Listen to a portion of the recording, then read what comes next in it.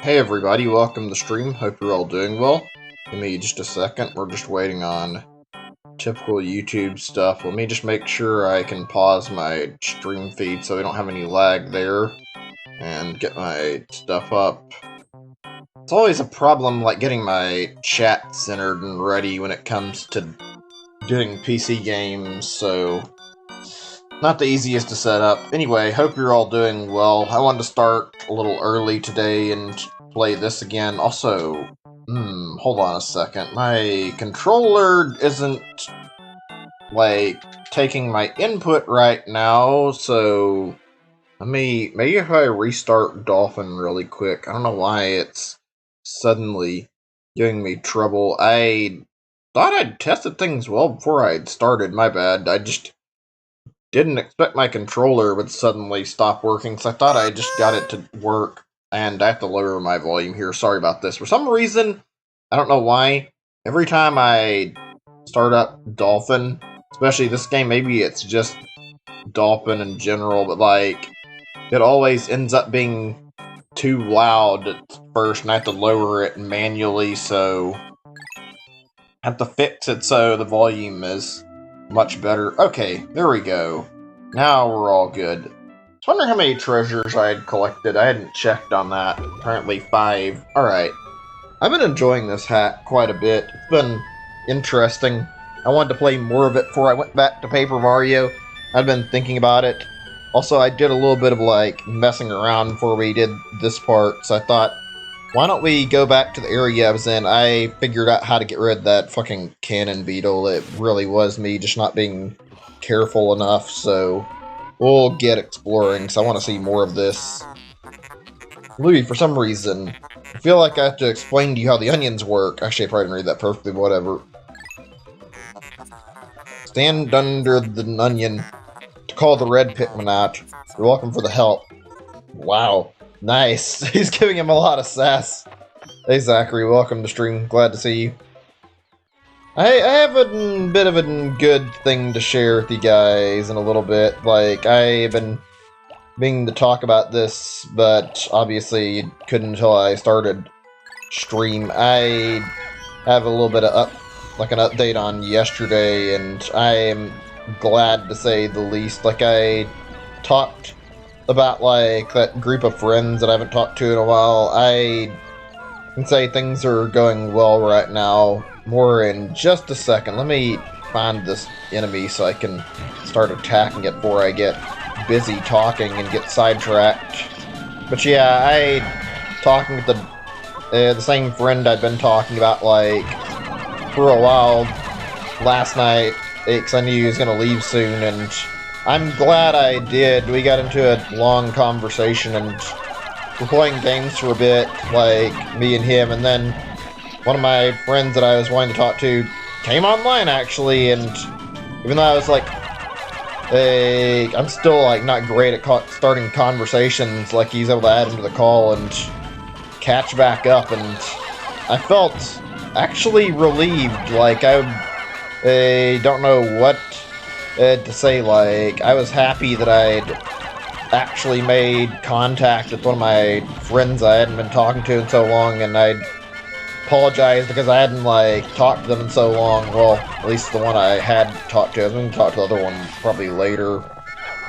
We ended up, like, chatting over Discord text chat for, like, after the call duration, but it was nice. I had been worried about, like, quite a bit, especially, like, not being able to talk to them again, and I felt really awkward and not happy with the way life was going, and thankfully we're all cool, and like I said to me that they understood that I was doing YouTube stuff and that I've been busy, and I had depression problems, so I knew that was getting in the way too, and I had to bring that up. I mean, I don't feel like it's something I want to make an excuse about, but it just feels better now that I talk to them again. Like, I wanted to talk to them again. It feels miserable, like, feeling that awkward. I guess depression just got to me. It sucks to, like, From anybody who's had depression, like, can tell you, like, depression will seriously fuck you up. Like, I think I can get out. Oh, I was gonna say, I thought I could get out like 40. I'm just gonna do 30 then. But yeah, depression can seriously fuck you up. It makes you, like, question your sense of self-worth and makes you think a lot of negative thoughts. And I've gotta say, it really messed with me and fucked up my life for quite some time. And I'm glad my friends understood and were glad to talk to me again.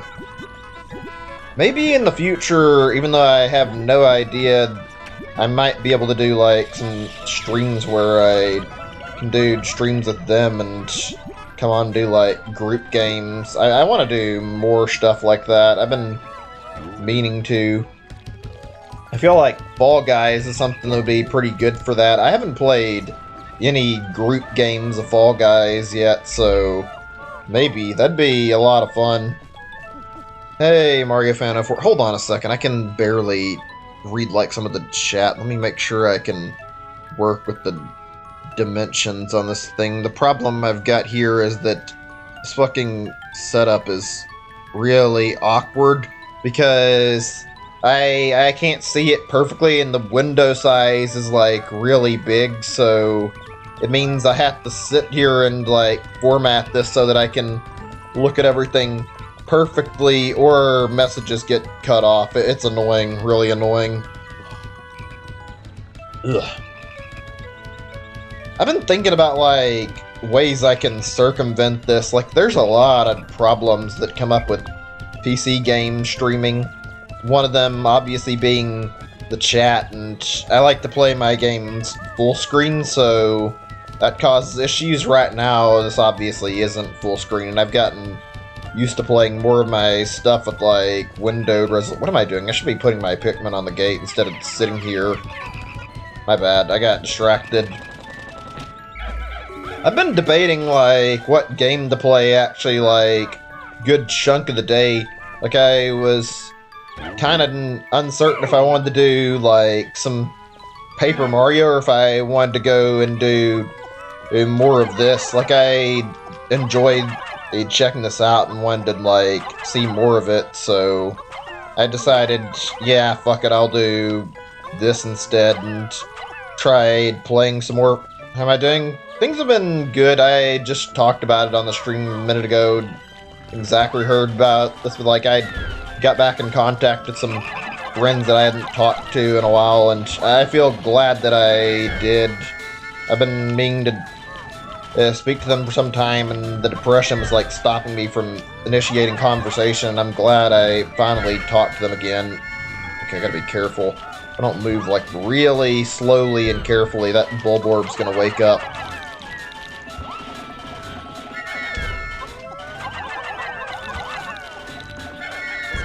Oh, fuck, I had to call him at the last second. I think if I had left him alone, he would have lived. It's one Pikmin, though. I shouldn't get too upset over it. That sucks, though.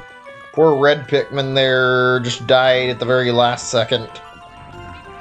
Alright, now that I know what I'm doing here, let's see if we can get rid of this fucker now.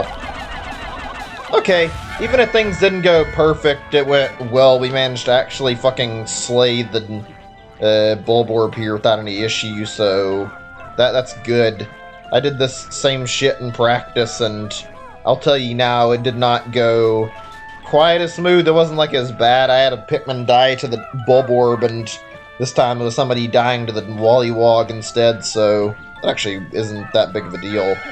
Let me get these bodies moving so I can harvest some more stuff out of these. I want to get extra Pikmin, especially on my red Pikmin. By the way, how do you guys, I think I already asked it, but, like, it doesn't hurt to ask again. How do you guys like this? Because I've been thinking about potentially doing more stuff with the series over time. I don't honestly know if I'm going to. If I do another Pikmin game, I think I'm going to do something that a little bit less fond of, so we'll see how that goes. We're going to check out that Hey Pikmin game if I finish this in time, and I'm not expecting that to be pleasant, though. That game is it's not very great, to say the least. It's just kind of an unenjoyable game and reeks of being a cash grab, so I don't expect it to be fun times for me to play. Okay, make sure we lift all these things. I'm trying to get lots of red Pikmin back and then collect treasure. We gotta spend today doing like a lot of stuff in this game, so I feel like I didn't do quite enough last time. I tried to make the stream somewhat long, but I want to check on the Piccolopedia entries and look at more shit when I get some free time in this, and I feel like today could be good for that. I want to like show you guys some of the stuff I was talking about, like how good this game's writing is, or at least with some of the original Pikmin's writing is, some of that kind of stuff. Although this game may not have same charm of writing that the originals did. Did I already get everything here, or I gotta get this actually? And that fire is still running too. Lovely. So let's talk video games, because I'm in the mood to anyway. Oh shit, right, they're gonna run straight through the fire if I don't put it out, and thankfully I've got like 1 or 2 reds on me. But yeah, so curious, what are you guys looking forward to, like, seeing come out in the next couple of months, like games you're potentially going to buy? I'm looking at a lot of stuff, even though not like a huge amount of games that are on the horizons right now, but one thing I can say that I've got like interest in, the Shin Megami Tensei stuff that got teased. I think that was like one of the only good parts of that whole partner direct thing that happened like last month. It wasn't like it was great. In fact, I kind of feel like that partner direct thing was like boring as shit, but there was some stuff. You don't know what games to buy yet? Yeah, I kind of had the same feeling to an extent. I noticed they posted like some more stuff on that DMC, or not, it's not DMC, what is it? I'm thinking of, oh, it was, right, now I remember, it was that Shin Megami Tensei trailer. Like, they put up like DLC, like a DLC trailer for Day 1 DLC, which I'm not really too happy about, but it seems relatively harmless. It's some stupid thing where they're putting fucking Dante from DMC into the series. Like, yes, that Dante, the one from Devil May Cry, the same character that gets memed on like all the time, because that's like stuck on like some game case. I'm not actually sure what game case that is. Like I remember like that meme, and every time you like look up like a meme game cover, it's got all these stupid things plastered on it, and you'll always see that featuring Dante from the Devil May Cry series shit like right on the cover of the game art. Oh, good shit. Might have to sit down and like do some other stuff other than just like talk games today. I have some stuff I was wanting to share with you guys. It doesn't really matter if we bother looking through it or not, but I had like some videos I've been talking about, and I think I have my setup like well enough that I can actually flip through YouTube videos and like watch videos on here easier, and like plug a video through the little browser capture thing I set up. So might do that in a little bit. Watch like 1 or 2 videos that I mentioned on the stream. I haven't really had a chance to do anything like that. Wouldn't be for very long, like maybe 5 minutes of distraction at best. Almar, my onboard temperature readings are off the charts. Expect that we could see some high temperatures and a lot of fire in this cave. Just yellow Pikmin would be unwise. Some red Pikmin too. Well, yeah, that's why I brought red Pikmin to the hole with me, so we can go in and take care of business. Interesting how it's only been 2 species so far. I mean, there's been that orange Pikmin thing they dropped in here, but they had like 1 cave and they can't be taken out of it so far, so I don't know how I feel about the idea of them dropping an entirely new species that you can't even utilize outside of the underground sections. Okay, this is interesting.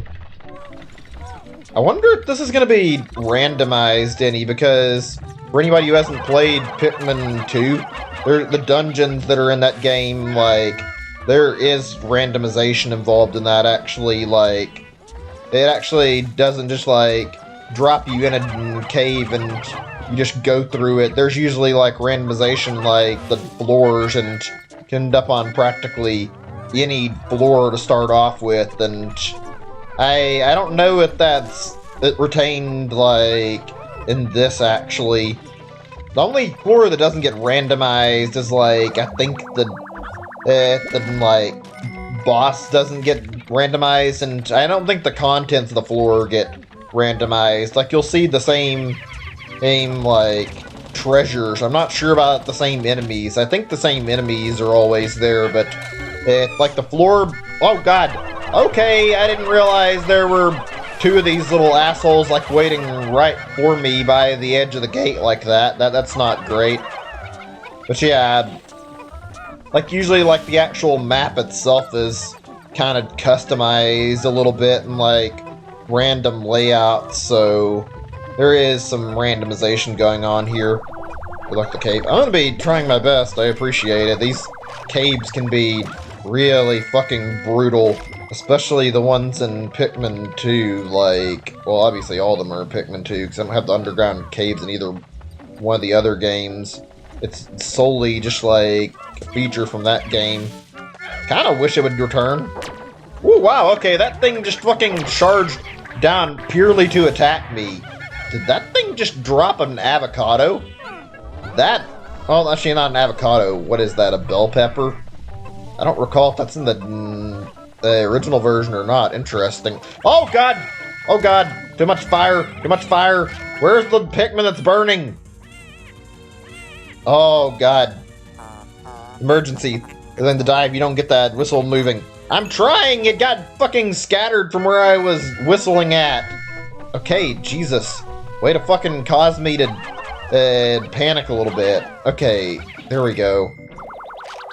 What is this thing? Is it just me, or did that have, like, an unnecessarily big close-up compared to some of the other treasures? Green Inferno. Oh, okay. I'm not sure what type of pepper that is, but that's obviously one of the hotter peppers, probably, since they named it Inferno. Because bell peppers, for anybody who hasn't had one, which I think a lot of people had, bell peppers aren't really spicy peppers. They're very, very tame in terms of, like, how they taste. Probably meant to be a jalapeno, actually, now that I look at it, because I think jalapenos are green. Ugh. That's probably one of my favorite features from Pikmin 2, actually.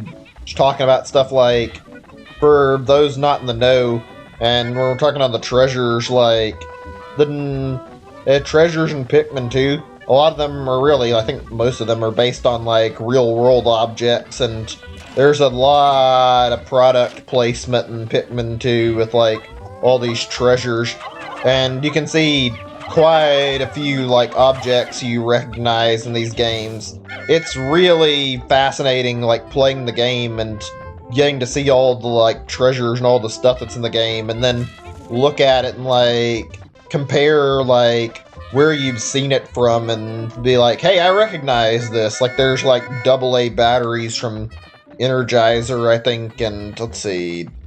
I think they have, like, assorted soda caps. There's a Rob head, which obviously Rob is from Nintendo, so not much of a product placement there. There's all sorts of shit. I wish I could remember, like, a lot of them. There's just, it's like a ton of stuff. I actually kind of wonder, like, how many royalties they paid off to, like, get, like, the licensing cost for Pikmin 2, because I'm sure it's, like, really, really high, because there's, like, so many things that came from different companies that are featured in the game. It'd be great if we could get, like, a remake of the first two Pikmin games on the Switch at some point, like, getting Pikmin 3. I'd be very happy with the remakes, although I don't know if they would want to remake Pikmin 2 after what I just mentioned, or how they would tackle that. Like, I mean, I guess they could try to potentially contact the guys who had their items in the game and then see about, like, renewing contracts for like, putting stuff in the game, but I genuinely don't know if they could get by copyright issues, and I doubt that all the people who originally had products shown in Pikmin 2 would be down to do it a second time. It's like the biggest problem that would be present, I think. Maybe they could alter the treasures, though, if they wanted to. I don't know. Seems like it could cause some problems. Oh, they got a green Pikmin? There are a lot of, like I mentioned yesterday in that, not yesterday, the first time I'd streamed this, excuse me, like there are like a lot of onions in the ending of Pikmin 1, and I think one of them was a green onion. I don't think it's like very likely to be like a thing in a future game anytime soon, but I could totally see that being an actual thing in like another Pikmin game at some point. And on top of that, there is like a certain enemy in the game that you can get help from, which are called Bulbmen. Literally, they can be recruited to your side after you beat them, and because of this, like, the Bulbmen are really, really unique, and when you read up on their, like, entry in the Piclopedia, they're actually, like, a parasitic type of Pikmin that, like, took over the Bulbman's, like, the parent Bulbman's body and is controlling it, so supposedly there could be a parasite Pikmin, and the, like, color for the stem or the leaf for the Pikmin that's it's like used for Bulbman is literally a green color, so it's entirely possible there's meant to be like some green parasite Pikmin in like a future entry. It'd be really cool. I'd love the idea of like like a Pikmin that you can use that literally focuses on infecting like different enemies and taking over their abilities to like utilize them in combat, like have an enemy eat the Pikmin and then the Pikmin takes over the inside of the body. That'd be incredible. I don't feel like Nintendo would probably want to code that though, even though they came up with the idea themselves. Oh boy, I should have probably gathered spicy spray before I came down here. One of my least favorite Pikmin enemies is around here, and I'm gonna have to kill it in a second because it is a pain in the fucking ass to deal with. I think you guys actually saw that. I didn't engage it though because I wasn't wanting to fight it yet. Let's see, where is he at? Yeah, right over there. Okay, let me get rid of more of these little fire geysers first. If I could just put that fucking fire out over there, which, not that fire here in front of me, the enemy is literally on fire. I hate him. He's definitely one of the worst Pikmin enemies, to say the least. Do not have a good relation with it. It's called the Fiery Bulblax. Typically the game forces you to fight it in like one of two ways, which is it's either A, with the red Pikmin, like I'm probably gonna have to do, which is pretty obvious I think, and there's a second thing that Pikmin 2 like to do where there would be these fiery Bulblaxes and they'd be near like water sources and you'd have to drag them in the water and fight them with blue Pikmin. Either way, it ended up being one of the least fun enemies to encounter in the game because of how limited your options for fighting it are. Oh boy. I really should have came prepared for this fucker. Let me see, maybe I can move my guys and disband only where I have red in my army right now. No yellow Pikmin, you're just gonna get in the way, you can't go with me. Sure, I get them out of my group here. Okay, I think we're good now. Be right back? Alright, cool, that's fine. I'll just be over here trying to take care of this enemy now, since I know this is going to be a necessity. Probably even got treasure in it. Die!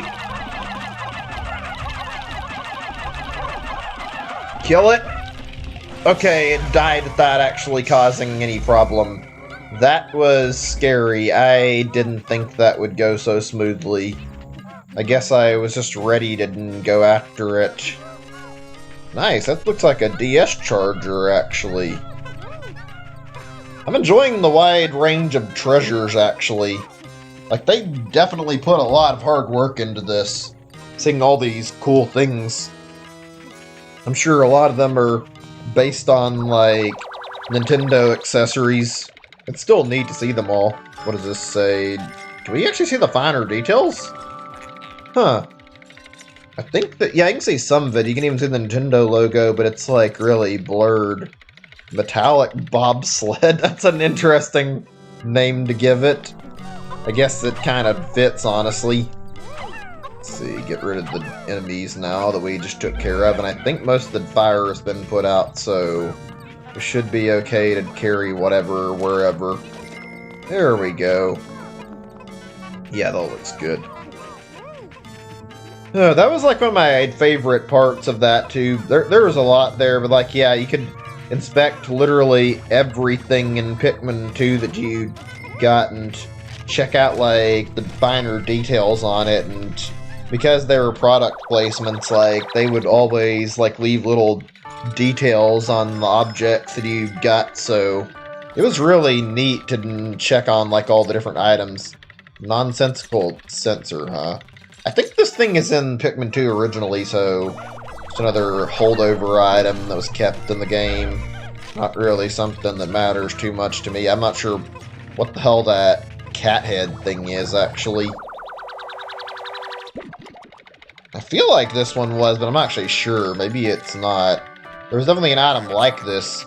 Dimensional wormhole. Okay. It's literally... What are those called again? The locket? I don't remember. I think that's the name. Literally just like a photo of somebody's dog. It's cute, though. Right, let's get this, and I think that's the last thing we need to pick up in order to get all the enemies and all the treasure on this floor. Hey, C's, welcome to stream. Glad you can make it, man. Came in at a pretty good time. I'm not actually sure, like, how long we've been going for, but been playing for quite some time and just enjoying this Romhack some more. I was wanting to come back to it after all. Hold on a second. I'm going to do one thing really quick while I'm going to check on the stats page, and I think I'm going to link this over Discord. Yeah, let's just go ahead and do this now.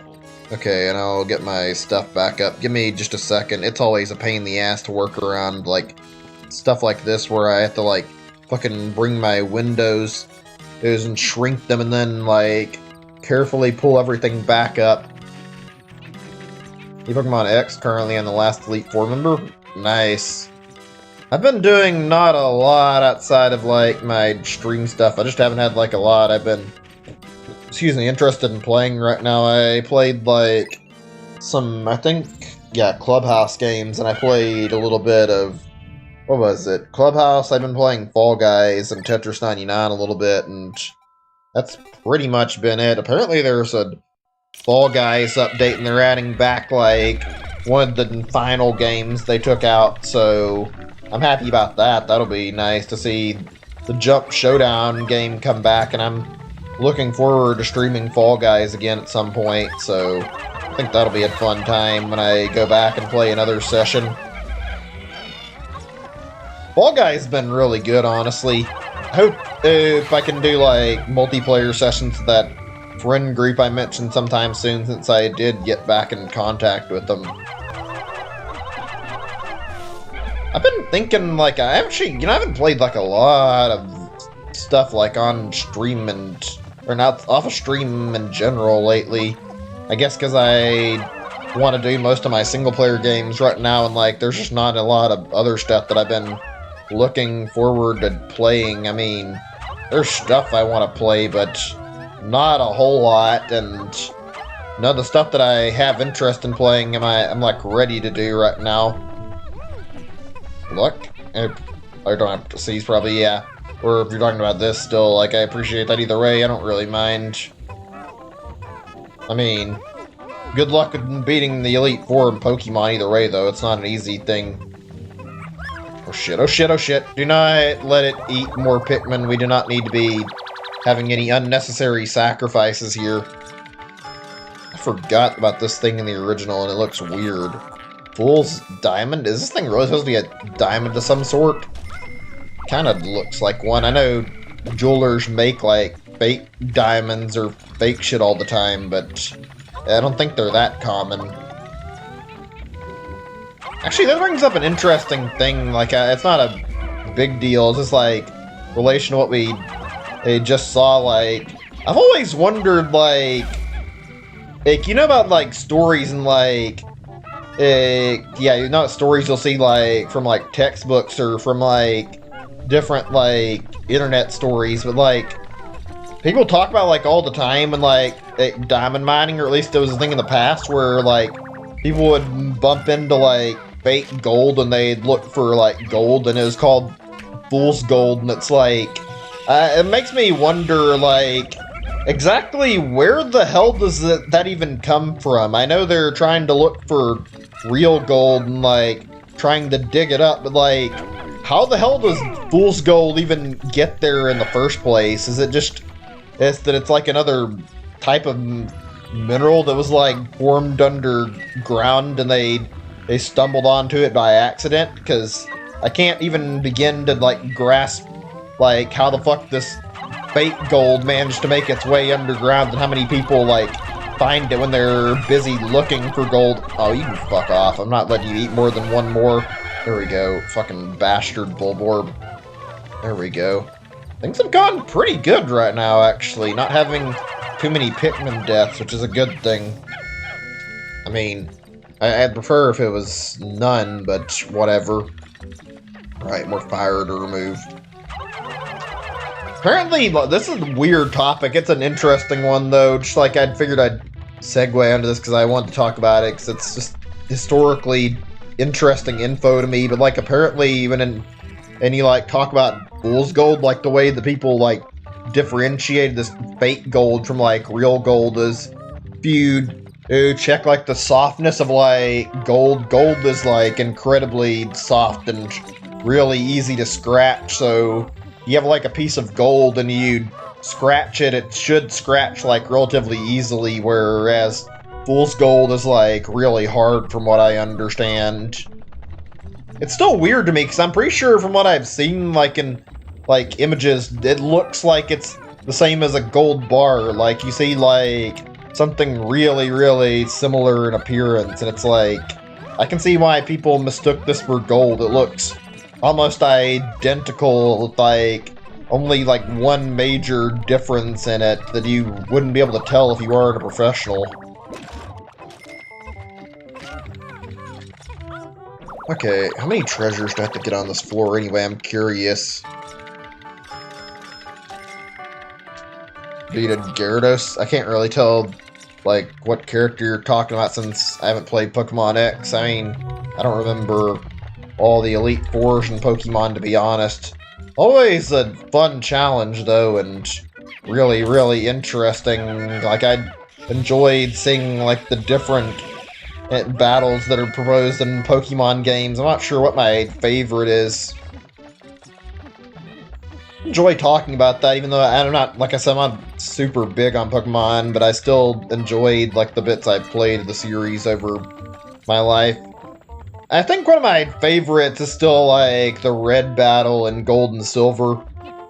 Just a really, really good moment and kind of heavy with nostalgia to an extent. Like, it's incredible when you go on Mount Silver for the first time and then see Red sitting there. Same character that you used in like, Pokemon in Red, Blue, and Yellow, and you have to fight him. That's, like, a hell of a moment to play through. And on top of that, he's got, like, the strongest Pokemon team in practically any of the games. I think there's only, like, so many others that are even close. Honestly, you know, I wonder, like, who the hardest champion out of, like, all the Pokemon games actually is. I know Steven has, like, apparently on, like, Omega Ruby and Alpha Sapphire, which I haven't played, even though I played the original Gen 3 stuff, like, apparently Steven's team is actually, like, really challenging, and there's, like, an optional post-game fight you can do against Steven, so you can, like, challenge a really hard team that I've never really seen that. I do like seeing, like, the optional fights in Pokemon games. They're usually pretty good. Beat it? Cool. Good job. I mean, I've been thinking about doing another Pokemon game on stream at some point. Also, are we in the last sub-level? I just noticed the music changed, but there wasn't like any text that pops up. Usually when you reach the last sub-level, the game warns you and is like, final sub-level, where it tells you outright that there's supposed to be like a boss on that sub-level like 99% of the time. Those took you hours to beat? Yikes, I mean, that's Pokemon games. You're not completely ready or you're under-leveled. It can be a pain in the ass. So, I know what that's like. I remember, like, in my most recent playthrough, like, Gold and Silver that I did on my spare time, I took a while to get through the Elite Four because I had insisted on doing it while I was under-leveled and not trying to waste time, like, leveling back up. So I had to go through multiple times and use revives and max potions to, like, slowly beat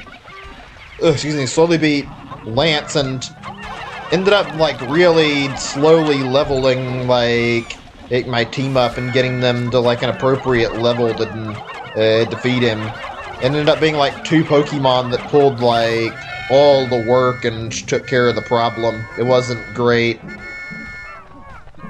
Not the worst experience. It's not very simplistic dealing with, like, a whole team of Pokemon and that are under-leveled trying to make it through the Elite Four and, like, very carefully healing.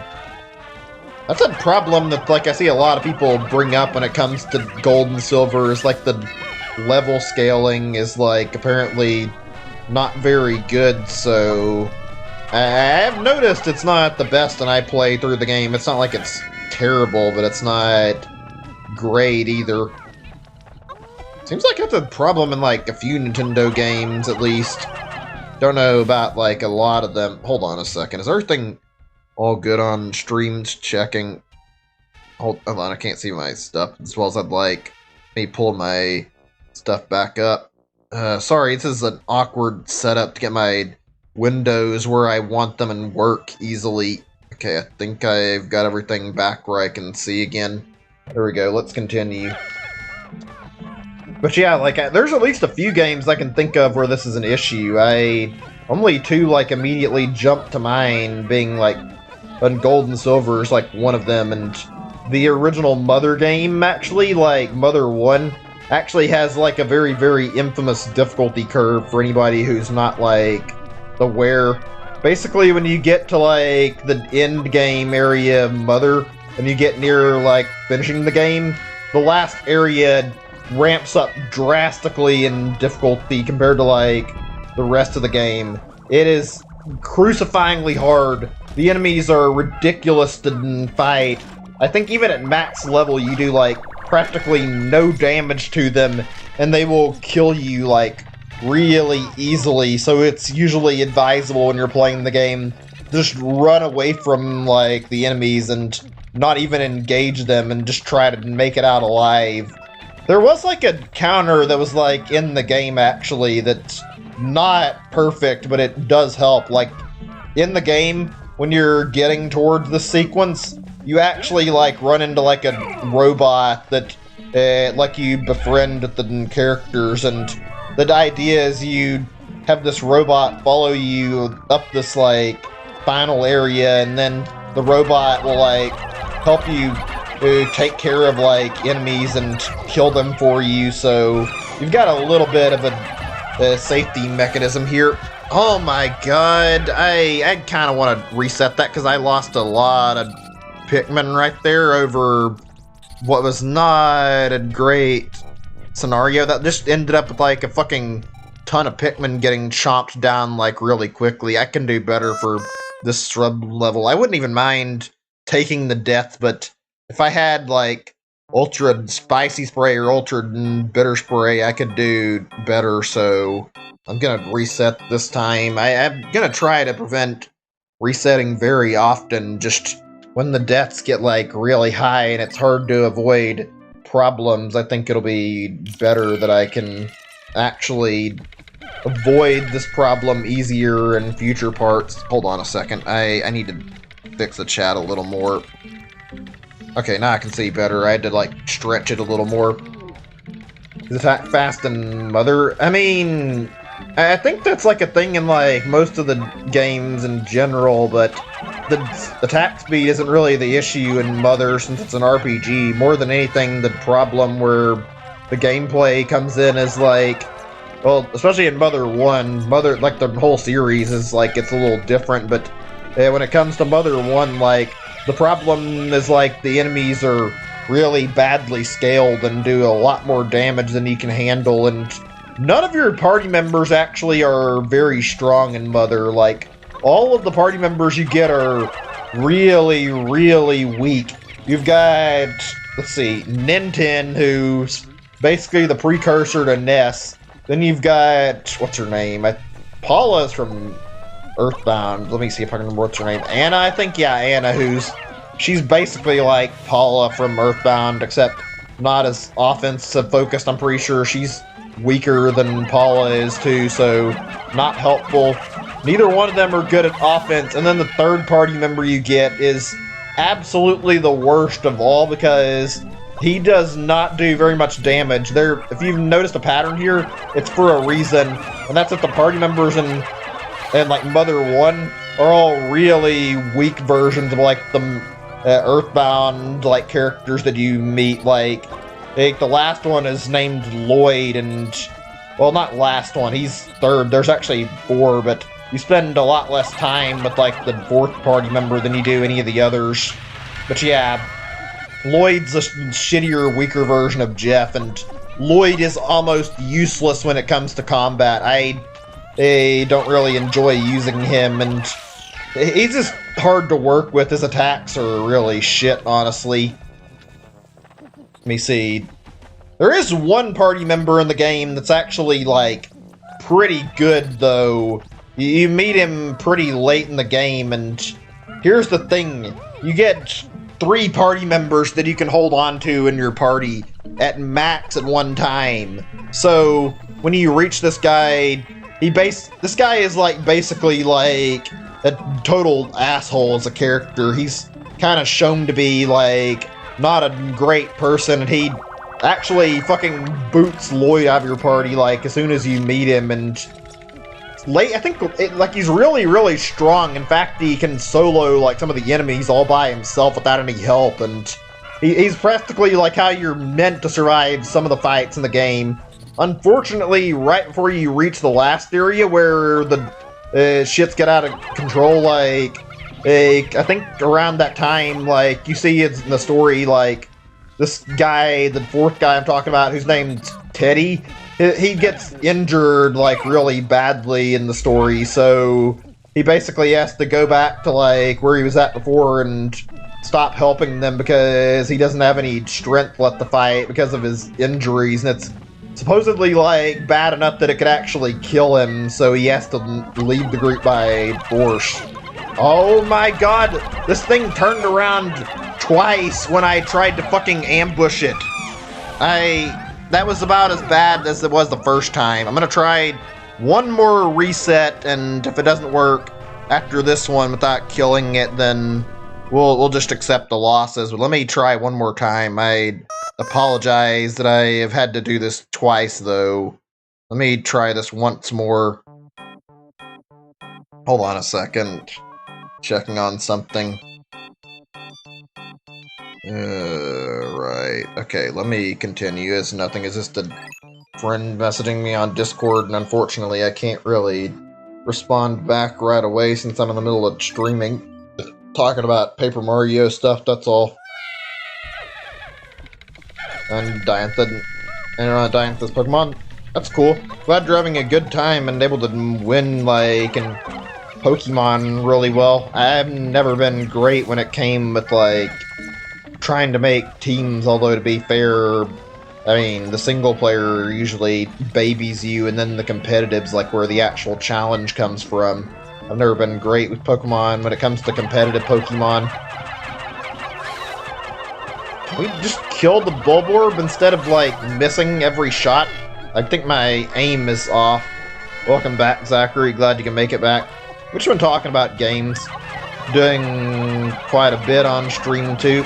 Okay, don't get too close to the big guy yet. We need to save him for last, actually.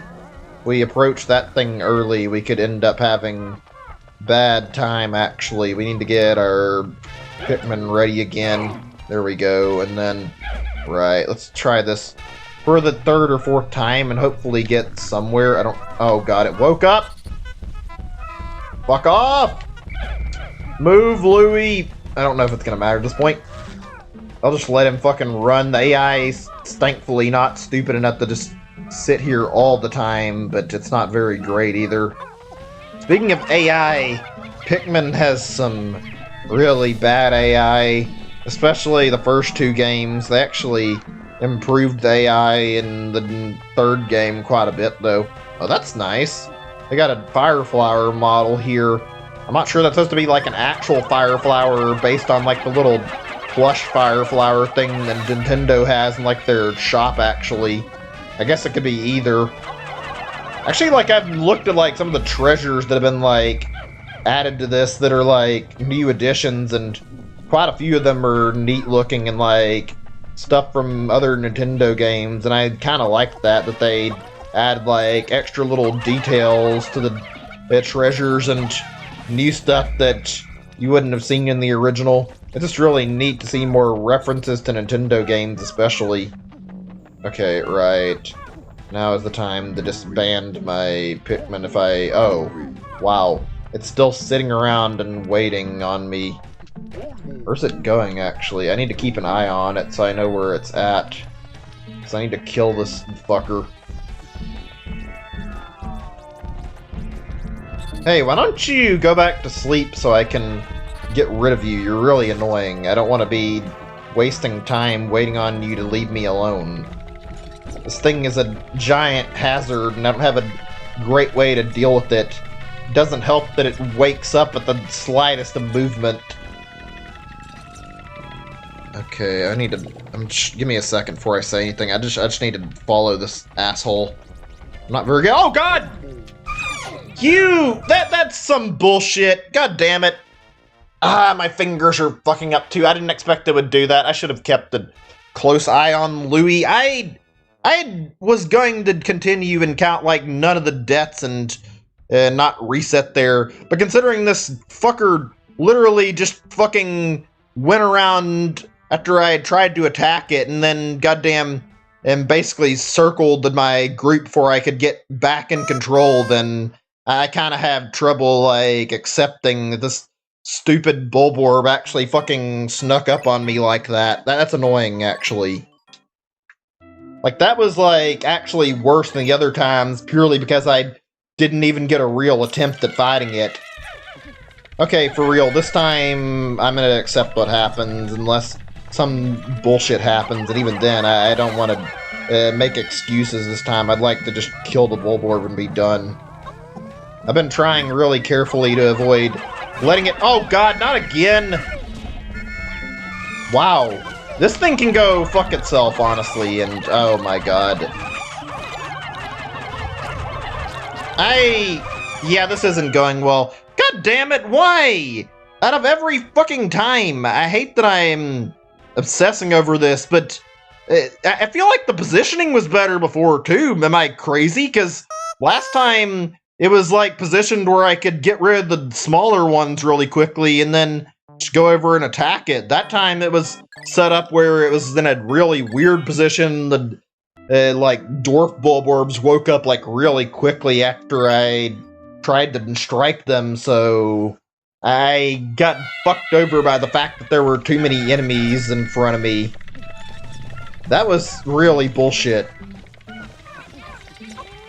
Congrats, he's glad you managed to finish off like Pokemon X. Oh, man. Ugh. I'm actually... don't know if I'm gonna ever do any more Pokemon stuff. I mentioned I wanted to stream more. Maybe Pokemon Coliseum. Probably not more than the Let's Go stuff I want to do this year. Although I have interest in it. Actually, while we're on the topic of Pokemon, I'd actually like to see, like, a continuation of, like, the stuff from XD and Pokemon Coliseum, because those games are both really, really good games, and the Shadow Pokemon idea is like a really, really novel one. I really like what they did with it. I feel like Shadow Pokemon as a whole were like a unique concept that deserved like further explanation and like more lore. And plus they've already done like some stuff, but I don't think they're going to like ever elaborate on it entirely. Like, I'm sure you guys, we've even seen Pokken at all, have seen how Pokken has that Shadow Mewtwo thing. I feel like that was an intentional nod towards like Pokemon XD and Coliseum, so I feel like there's probably interest in Game Freak in like remaking those games or making a sequel to those eventually. Personally, if I had to ask for one, I think I'd say give us a sequel more than a remake, because they're both great, but I mean, it'd be way cooler to see them expand on it and do like a concept where they use the Shadow Pokemon and add like extra Pokemon from newer generations to it.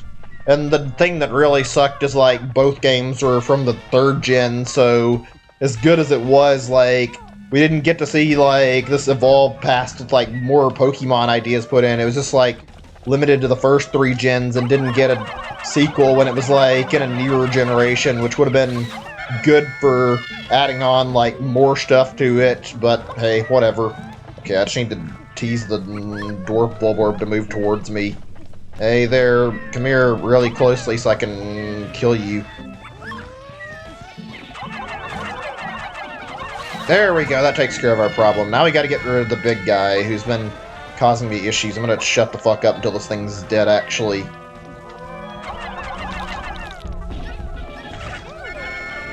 Run! Don't even engage that fucker. He's didn't hit anybody, so no point in giving him the satisfaction of eating something.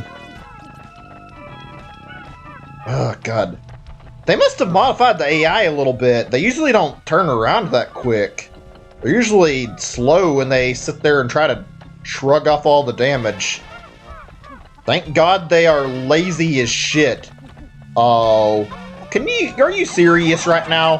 I'll take care of it, but fucking bringing in this fiery blowhog while I'm trying to focus on more important shit.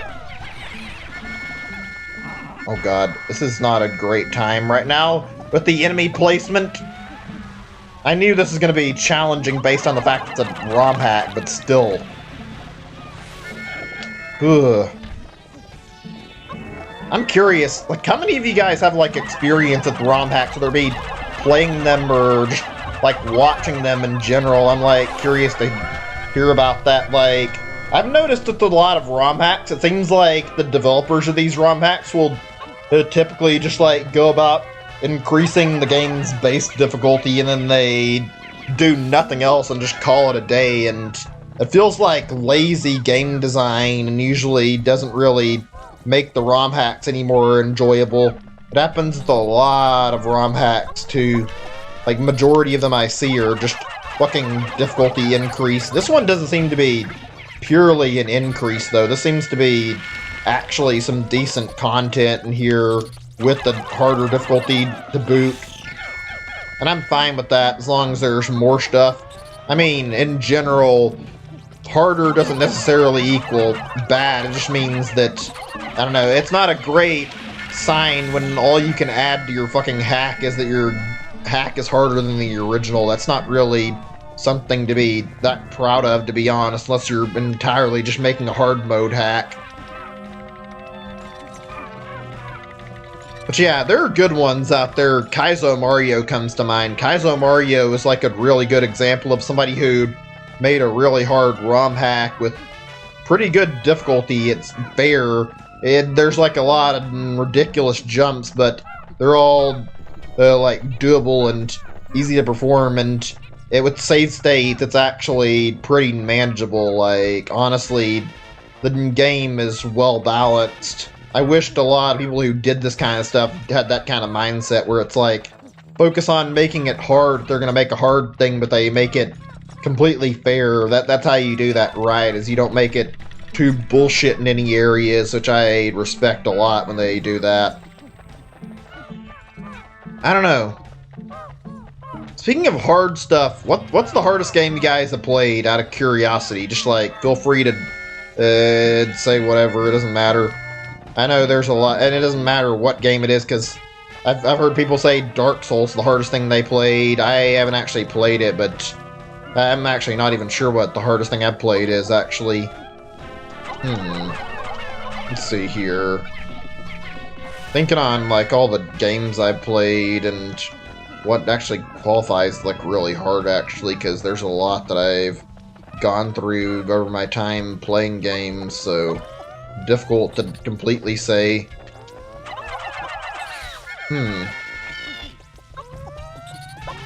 Back in the NES days, though, I can say, like, a lot of like, older NES games were really hard, though. Like, it's like devs, like, prioritized making their games, like, ridiculously hard for some reason, which didn't really make the games a whole lot better. I mean, I haven't played all of them, but a lot of them I've played do have that problem.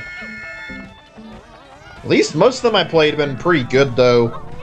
If you want to talk one game that's fucking stupid hard for not a lot of reason, or at least it feels like it, Ninja Gaiden. That game is...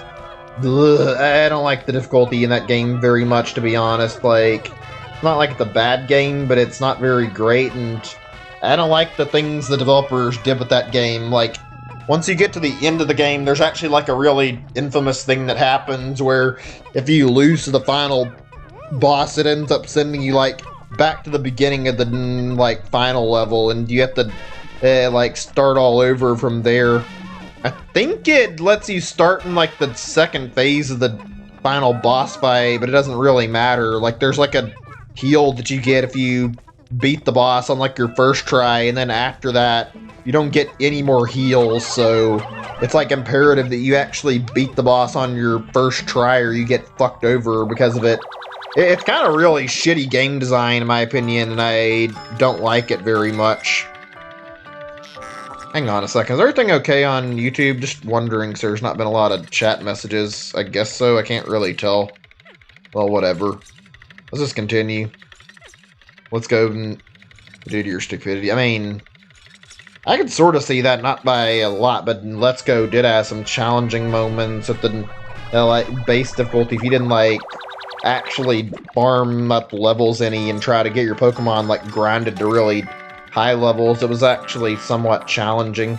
Rectangular data glove. That's a weird name. That's supposed to be a GameCube memory card, I'm pretty sure, so I recognize what that is very easy.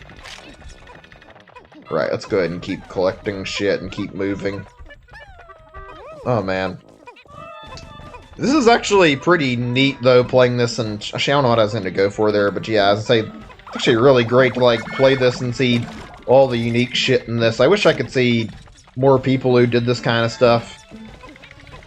You know, this is, like, a topic I've been meaning to talk about, and I probably have a little bit and forgot, but, like, it sucks that Nintendo is, like, so hostile towards, like, fan games and fan projects. I love seeing stuff that's got, like, a lot of work put into it and that developers work really hard on, which that's a lot of stuff, to be honest, but still, like, so many cool games that get it, like, killed off by Nintendo.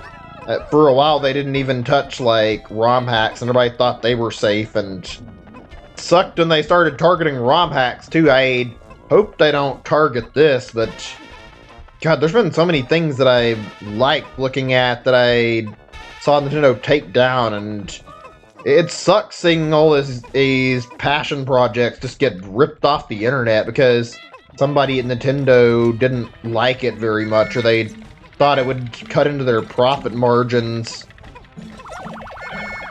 There's so many games I'd like to do on stream that I can't now, too. Like, it's only so many, but there was one thing, I think I talked about it, the Mario Battle Royale thing somebody made for, like, Mario 1. It was really, really fun. It only lasted, like, a week or something, I think, and then it got a DMCA from Nintendo, but it was super cool looking, and I loved the fact that it was, like, this massive multiplayer thing where everybody was, like, racing to the finish, trying to mess with each other. while they tried to, like, reach the end of the level. It was really fun, really dumb, and something I feel like Nintendo would have benefited from doing themselves, honestly. But obviously, Nintendo doesn't like to take ideas from fan projects, and they also will take down any fan project that's something they could use for their personal ideas. So, ugh. Okay, I can see we're on the final floor. Where the fuck do I go? Is this climbable? That's not textured very well.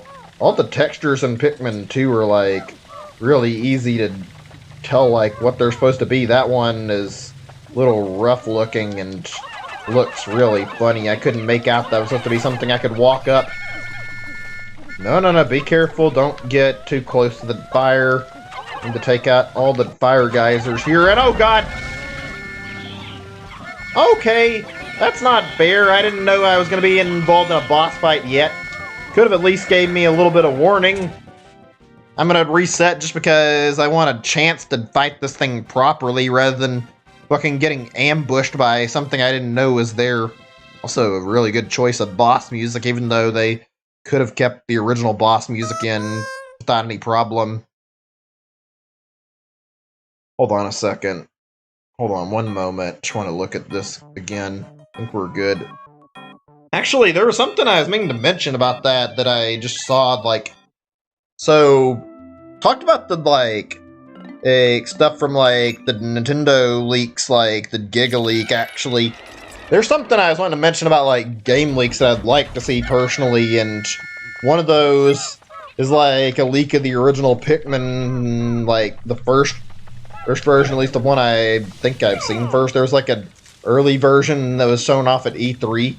Really interesting, like quite a few differences, and like also like a lot of enemies and different looking stuff, different environments you can mess around with. And this thing looks exactly like something from that Pikmin footage that was shown off at that E3. Like it's very, very similar to it. Fuck you!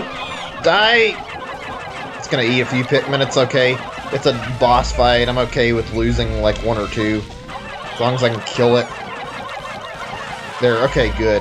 That wasn't too bad. That could have gone a lot worse, actually, so... I'll take that as my result. 3 Pikmin lost. Oh god, there's more!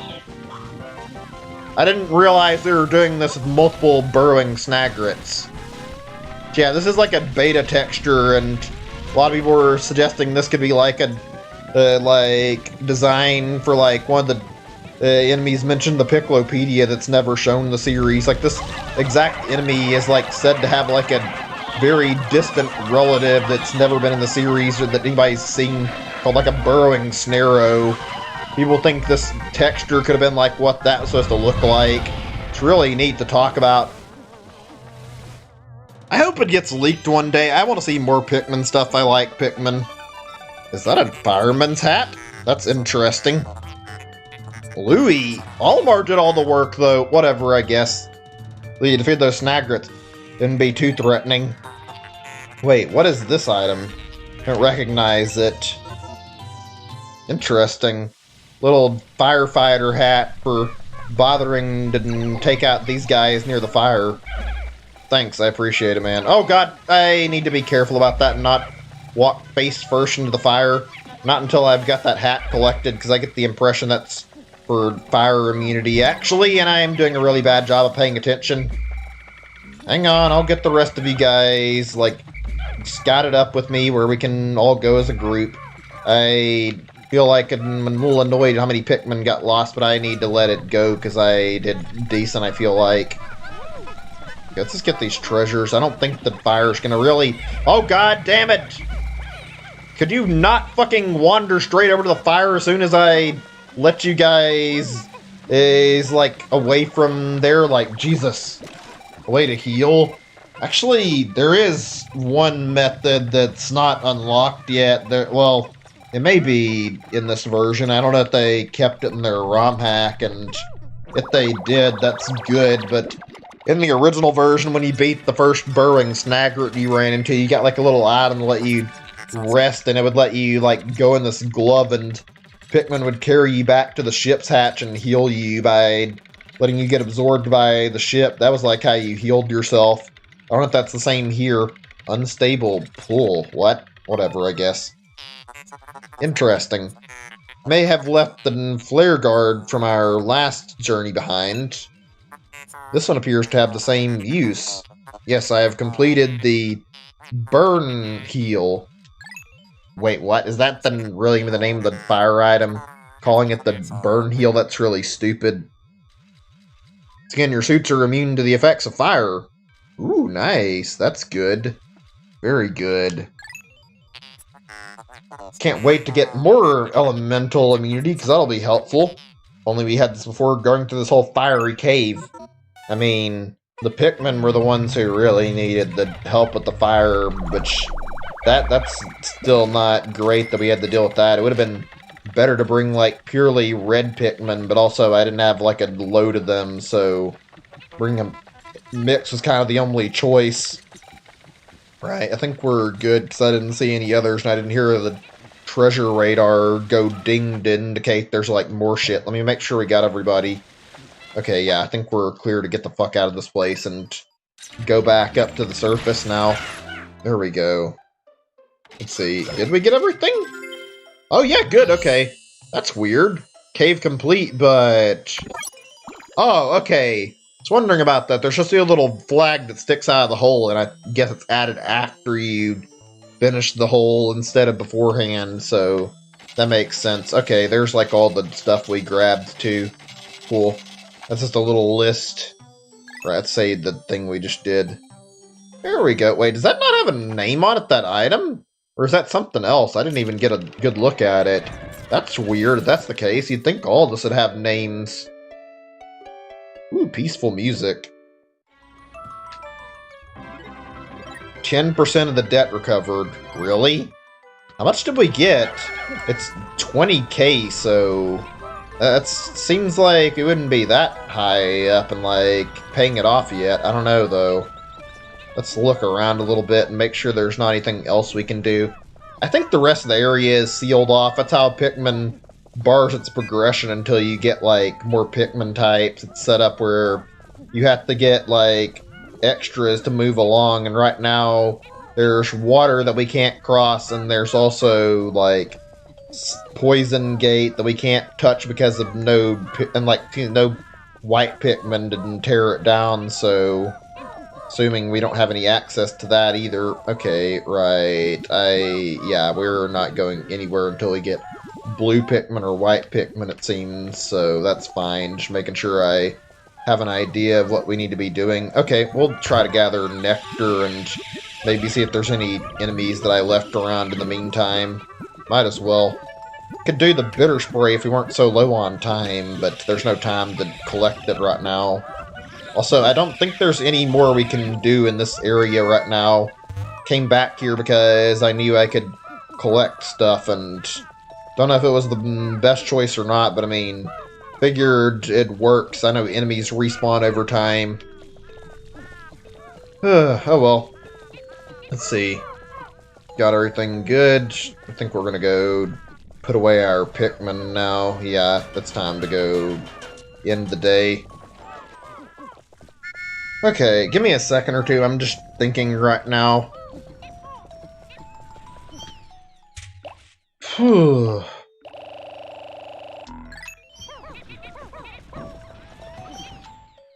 Put in all of our Pikmin again. Some other topics I was meaning to actually discuss that I never finished. Hey, how's YouTube chat holding up? Just checking, because my messages haven't been showing up very often. Also, I think I'm just going to see if I can... Yeah, we'll just end this now, although may have been quicker to just actually end it without doing this, and of course I accidentally hit the wrong fucking button. Gee, I was going to say, just end this and get it over with instead of waiting. Hold on a second. How's YouTube chat, though? Because I haven't seen many messages, any, in a while, and I'm just making sure there's no glitching going on in the chat, because I genuinely don't know if the chat breaks sometimes when I'm not paying attention. I have to be careful about that. It looks like it's okay, but like I said, I don't see any messages. Also, fuck, I accidentally made my chat get covered up more than I intended to. I think it's good now. Okay, making sure. I haven't seen any messages from C's in a while, but that's okay. I'm just glad you guys are sticking with me and watching. Yikes, 15 lost already? I mean, I guess I should be expecting this since it's a Romhack and the difficulty's not the easiest. Louis, it's been over a year since you joined our company. Doing a much better job than I expected back when I hired you. Almar was like, wait, what? What do you mean Almar was like you? Almar's the hard-working employee. Okay, cool, just making sure. Since there haven't been a lot of messages, I just wanted to make sure the chat's okay and there's not any, like, problems in the chat. I'm glad to know everything's okay. Right. Finished the thing there. Let's go back to the Wistful Wild. The game kind of hinted at me that I was supposed to go find a place that had, like, fire over here anyway, so why the hell not? So, yeah, I wanted to talk about a subject I brought up on that Fall Guy stream and didn't bother to talk about. So, I was mentioning, like, this before, and I was talking about, like, what are your least favorite Switch games you guys have played so far? I'm just curious because I brought this up and we barely got to, like, talk about it. Can talk about either first party or third party or whatever, even indie games, I don't care. I just wanted to, like, discuss this for a little bit because I never got to and felt like it'd be a fun topic to talk about a little bit. There's a lot of shitty bad games on the Switch, unfortunately, even though there's a lot of good games. I've noticed there's a lot of people who will put up, like, fucking straight up, like, mobile ports on the Switch. Mario Maker 2? That's a surprise. Not like it's bad that you don't like it, just shocking that you don't like it to me. I guess because I'm used to playing it a lot and a lot of people think it's a good game. I mean, everyone's opinion matters, though. It's fine, whatever you think. I like it personally. I mean, I can see why people wouldn't, though, especially if you end up getting experiences at less than great levels. Ah, fuck, I thought maybe I was safe to avoid that without having anything crush my Pikmin. Lovely. Don't have many games. That's not a big deal if you don't. I'm just saying in general. I mean, Mario Maker is far from one of the worst games on Switch, but it's the worst you've played. That's understandable if you don't have, like, a lot of games for the Switch. I wish I could say that was, like, the worst game I ever played on the Switch, but there's definitely games I played that are far lower quality that aren't really that great. When I have to think about that, one thing that comes to mind very quickly... Oops, wrong button. I was meaning to get my Pikmin over here so I can drag this fucker towards me.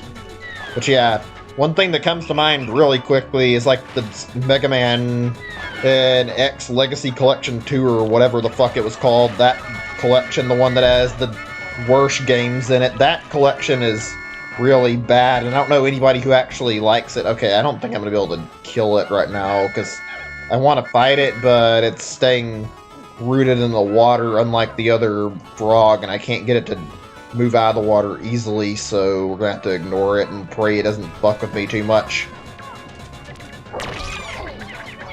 Die! Okay, good. Another worse than he played, not counting shovelware. I mean, it's fair to count the... so you count the shovelware over Mario Maker, but... like I said, it's everyone's opinion that matters here. I feel like I don't actually know entirely where I would rate, like, worst Switch game, but there's definitely quite a bit that I've played. A lot of the indie games I've played are not the most enjoyable, although I've got a lot of good indie games on my Switch too, but, like, I talked about it on stream last time I played.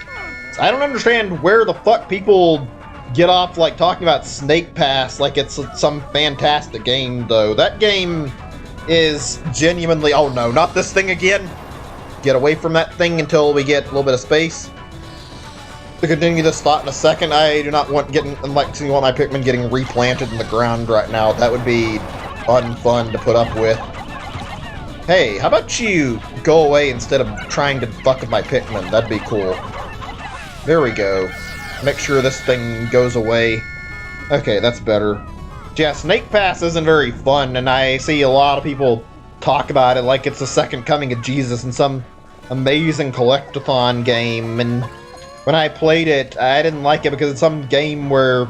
You guys know about, like, say, like, Surgeon Sim and, like, I Am Bread and all these games that have, like, the little weird physics where the whole point of the game is, like, the physics aren't very great and that it's really hard to control the game? Well, Snake Pass has a very similar control scheme to that.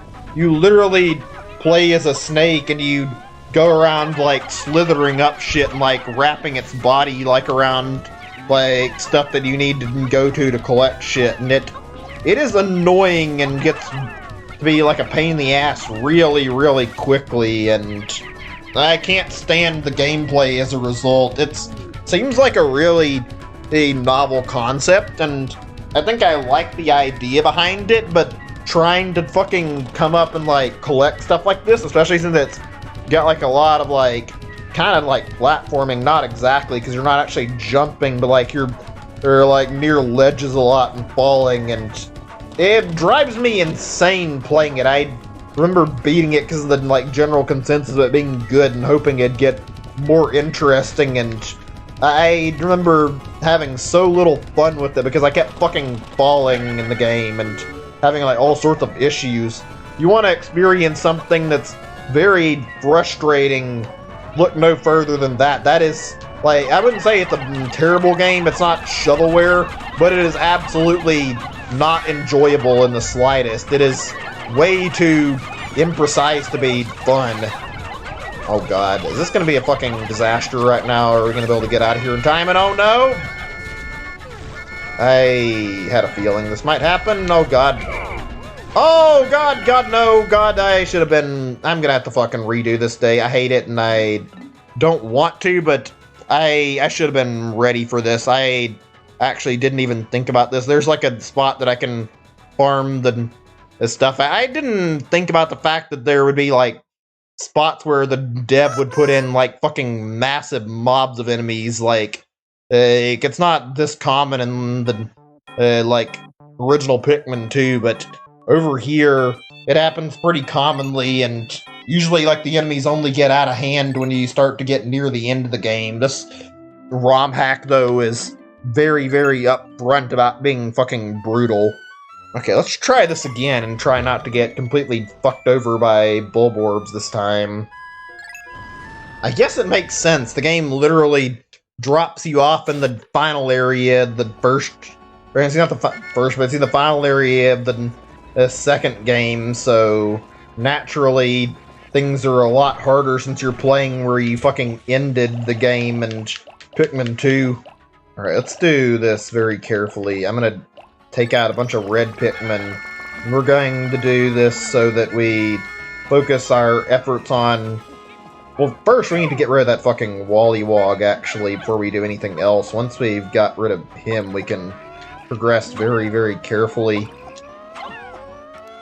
But yeah, looking at the eShop, I don't know if you guys agree with me, but like, looking at like the games on there, it seems like the Switch eShop has like a lot of really bad games on it. Like, I don't know what happened in the first few years of the Switch. Like, there were a lot of high quality titles on, or in the first few years of the first year in general. Like, for a while, like, everything was moderated really well, and like the difficulty was not difficulty. The games on the eShop were like pretty good. Like, there were a lot of high quality games. Now it's like not great, and some of the stuff that's on there is less than like well curated. It feels like there's a lot of shitty games that are up there, and I don't like that very much. There is so much stuff that just isn't very good, and like, from what I'm understanding, there's like a lot of like cash grabs and like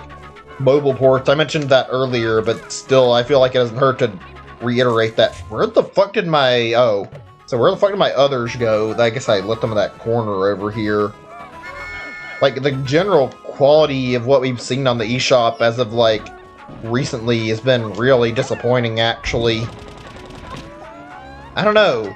Even it even bothers me, like, third parties seem to take advantage of this system, like, not just like the developers that are smaller and unknown, like Capcom and some other devs I've seen, like, they'll put up, like, games that are not that great and, like, overcharge on the price. Like, try comparing Devil May Cry, like, the prices for those games to, like, the Steam prices, and then look at the pricing, and it's basically like, oops, I meant to take the one that had, like, one Pikmin over there and leave the captain with no Pikmin over on this spot so I could reach the Bulborb. That was my fault. I wasn't paying attention.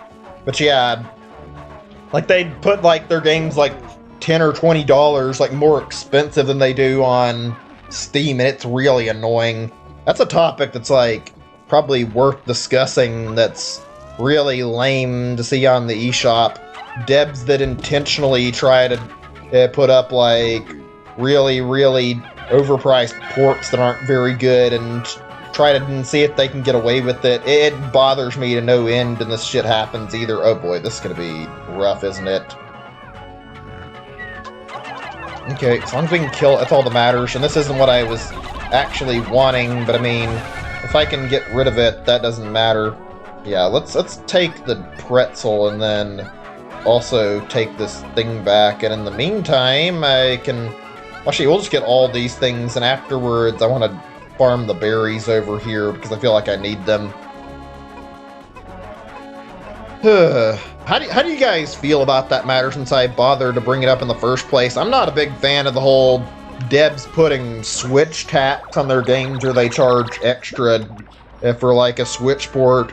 It's like, I don't care what excuse people make. It's not a fucking good reason to be doing this shit. People take advantage of the fact the Switch is, like, successful and portable, and then use the excuse, oh, it's a handheld, you're paying extra money to have a handheld version. It's like, honestly, just fuck you for having the balls to put your game on the Switch and put, like, extra like, funds to buy it just because it's portable. Like, that is legit really lame. If we can get and DLC for games like Mario Kart, that'd be alright, although, I don't know, I just haven't played Mario Kart in a while, and I don't know if I'd still be interested in it, but I mean, wouldn't mind. Wait, where are my guys again? I know I've got one with Louie. Okay, I'll just prioritize getting my Pikmin back up right now, and then we'll deal with that later. I can tell I'm going to have to take my time with this Romhack. I don't think there's a day limit. I don't think they changed that, but it seems like they really encourage you to use strategy where it's like, you gotta focus on playing this like you would in a normal normal Pikmin 2, and try to be very careful to like get all your stuff together. Oh, I see. That was good. I didn't actually have to go toward the thing. It just kind of glitched on me and worked. Okay, right. This part's a little on the annoying side, but I think I know how to handle this. It's annoying because I'm pretty sure these berries will literally pop if I don't actually do anything with them, so I have to leave like a little group of Pikmin over here to forage the berries and take them whenever they fall on the ground. So just gonna leave these guys here, and I will let them keep taking berries from this spot, and then yeah, that'll take care of that issue. Although, actually, shit, I should have left Louie on that spot where he was at, so I could keep Louie nearby and lead the Pikmin down here and get somebody else to take care of the rest of this. This appears to be an ultra spicy berry. Yes, I remember these from our last journey. Can collect them for a spicy spray. Unfortunately, my onboard converters are not running at full capacity like last time. Need to acquire 12 berries for a spray. Right, so we gotta do at least 3 times to get, like, the initial 5, and then another set after a little bit more. Okay, let me get this set up again, because I wanted to have this where I can farm the berries, like, as soon as they pop up. So that means drop all these guys beside the platform. Then we'll toss this guy up, too. And switch. We can just do this, the toss, and then we should be good. Okay, cool. That takes care of that issue, and we can get Louie up, and... What do you know? Now that we've done this, we just gotta sit here and wait on more berries to respawn for us. That'll be how we farm that. On the other part of this, we gotta go after getting more shit now. Let's see if we can get some stuff done in the meantime while we're trying to get our spicy spray ready.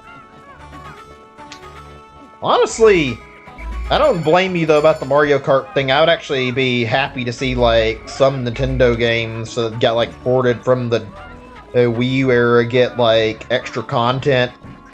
I didn't finish talking about my subject I was going on about with the whole issue of like shitty Switch ports either, or not even just shitty Switch ports, but like generally bad games on the Switch. Let's see, I'm thinking here. There was one I remember, actually, yeah, there's quite a few. I can't remember, like, a lot of them by name, but I remember a lot of stuff done on the Switch that isn't very good. Like, one thing that's really infamous by now, I think, Switch port that everybody's probably seen, fucking thing, I think it's called Troll and I or whatever, like, that game runs really fucking badly and has, like, a really overpriced price. What I understand, it's not just like a bad Switch port, though. From what I've seen, apparently that Troll and I game is like really fucking shitty in general, and Switch port's just like a particularly worse version of like how bad it is, like irredeemably shitty gameplay and really buggy. I'm trying to think what else. Have you guys heard of Vroom in the Night Sky before? It's like an indie thing, I think, and it got put on the Switch a long time ago, like when it was still kind of new. It's like a really, really low quality thing that got dropped on the Switch, and it's got a reputation for how bad it is. It's not a very good game. I don't really completely understand the point of it. I think you just like fly around and like do these weird mission type things. It's kind of hard to describe it. Like, it's not fun though. It's just this dumb game where you're flying and doing mindless shit, and like the gameplay makes no sense, and it's really awkward trying to describe it. It's just really dumb, low quality shit that has like not a lot of purpose to it. And this shit is like unfortunately all over the Switch eShop. Oh man. Unfortunately, I need to make like a list before we talk about this subject again. I was hoping to talk about it at length, but yeah, without actually remembering like all these specifically, it's not as easy to talk about this stuff. How long am I planning on streaming? I need to check my stats in a second. I need to pause the game. Let me see where we're sitting at. We've been in it for about an hour and a half. That's not too bad. The plan was to do like 2 hours of streaming and maybe more depending, but I don't actually know how long I'm going to be going because I have not had things go as ideally as I'd like. For starters, I'd like to do a little better and try to get like more shit accomplished in this pack than I have. Like, I want to be able to do more with this, so I'm going to be doing it for at least a while before I am ready to stop. I don't know, we'll figure that out though. I don't think it's going to be like a whole lot longer, but it's really hard to make like a guarantee of when I plan to stop, and I don't really know yet. Nintendo DSi word game called Photo Dojo. Can't really make characters in background. That's interesting. I didn't check most of the like DSi Work exclusive stuff because, well, frankly, there wasn't a lot of it, and it was usually like really simple shit that didn't really have much to it. I mean, not like it's bad that that's a thing, just not really like a lot of detail there. Also, how am I going to deal with this? Let me see. I think I've got an idea of how I can remove this bulb orb without actually getting anybody killed here. Oh, perfect. They just hit 12, it seems. Captain Louis, my research on the red berries he discovers yielded a powerful potion. Why are you saying that like you don't know? We've already heard about the Ultra Spicy Spray. Killed the Ultra Spicy Spray. Now you can use the Ultra Spicy Spray on your Pikmin. If necessary, I can produce 1 bottle of spray from 12 berries. Right, so we're going to have to be busy farming the shit in order to get, like, a decent amount of it. I hate this part of Pikmin 1, actually.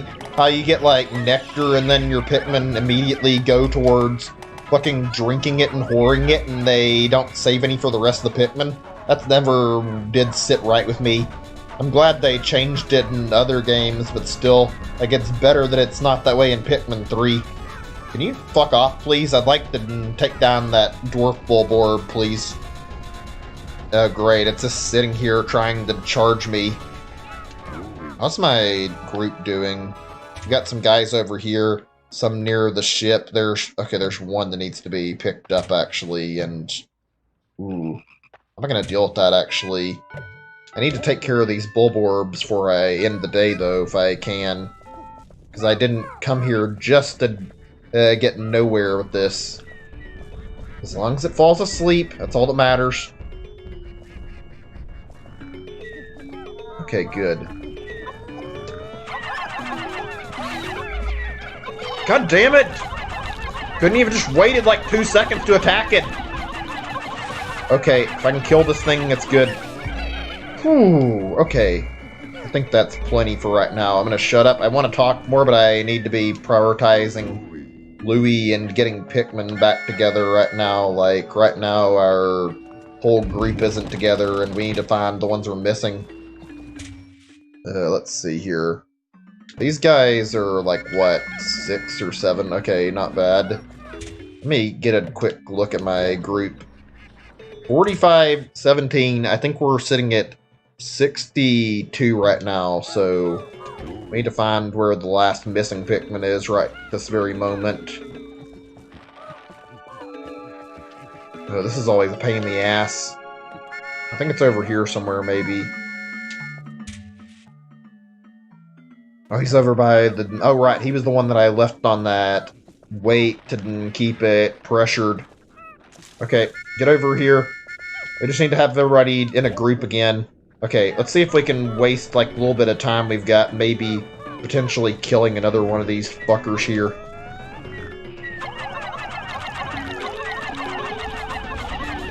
God, even nowadays, Pikmin can still be one of the most stress-inducing games to play. Fun, but definitely not easy to do things correctly every time. Okay, last enemy we can kill. If we got enough time. I think there's enough time to take it down in 10 seconds. Whatever, one Pikmin lost isn't the end of the world, it sucks, but that's actually very much fine. I managed to get rid of all 3 of them without that much trouble. That's good. There we go. List of where each Pokemon is an X later. Good luck with that. I mean, collecting every Pokemon in any of the games can be a pain in the ass, even if it's regional decks or the national decks. Speaking of DSiWare, like you mentioned that Mario Final 4, actually, you guys remember, well, I guess you may not remember if you haven't played it, but there was like a thing on DSiWare, it was called WarioWare Snapped or something. That was probably the laziest WarioWare game I've ever seen. I'm the one to talk about, like, I've seen DSiWare for a little bit, actually.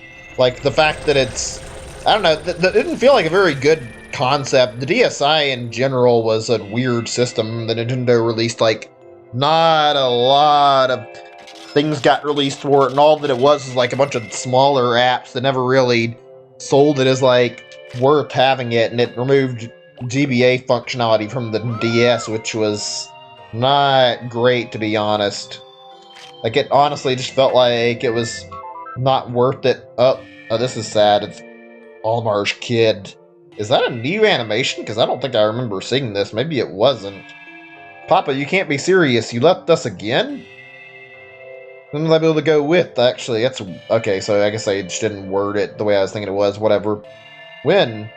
When you get back, I'm never leaving your ship's side. I'll know when you sneak off. That's actually kind of well written and very similar to how something you might see in the actual game would look.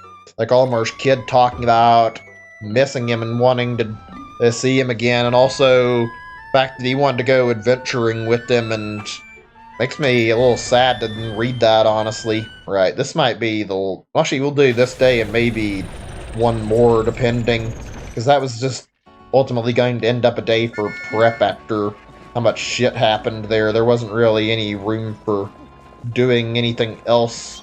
So let's focus on trying to actually get more stuff done now. Actually, wait a second.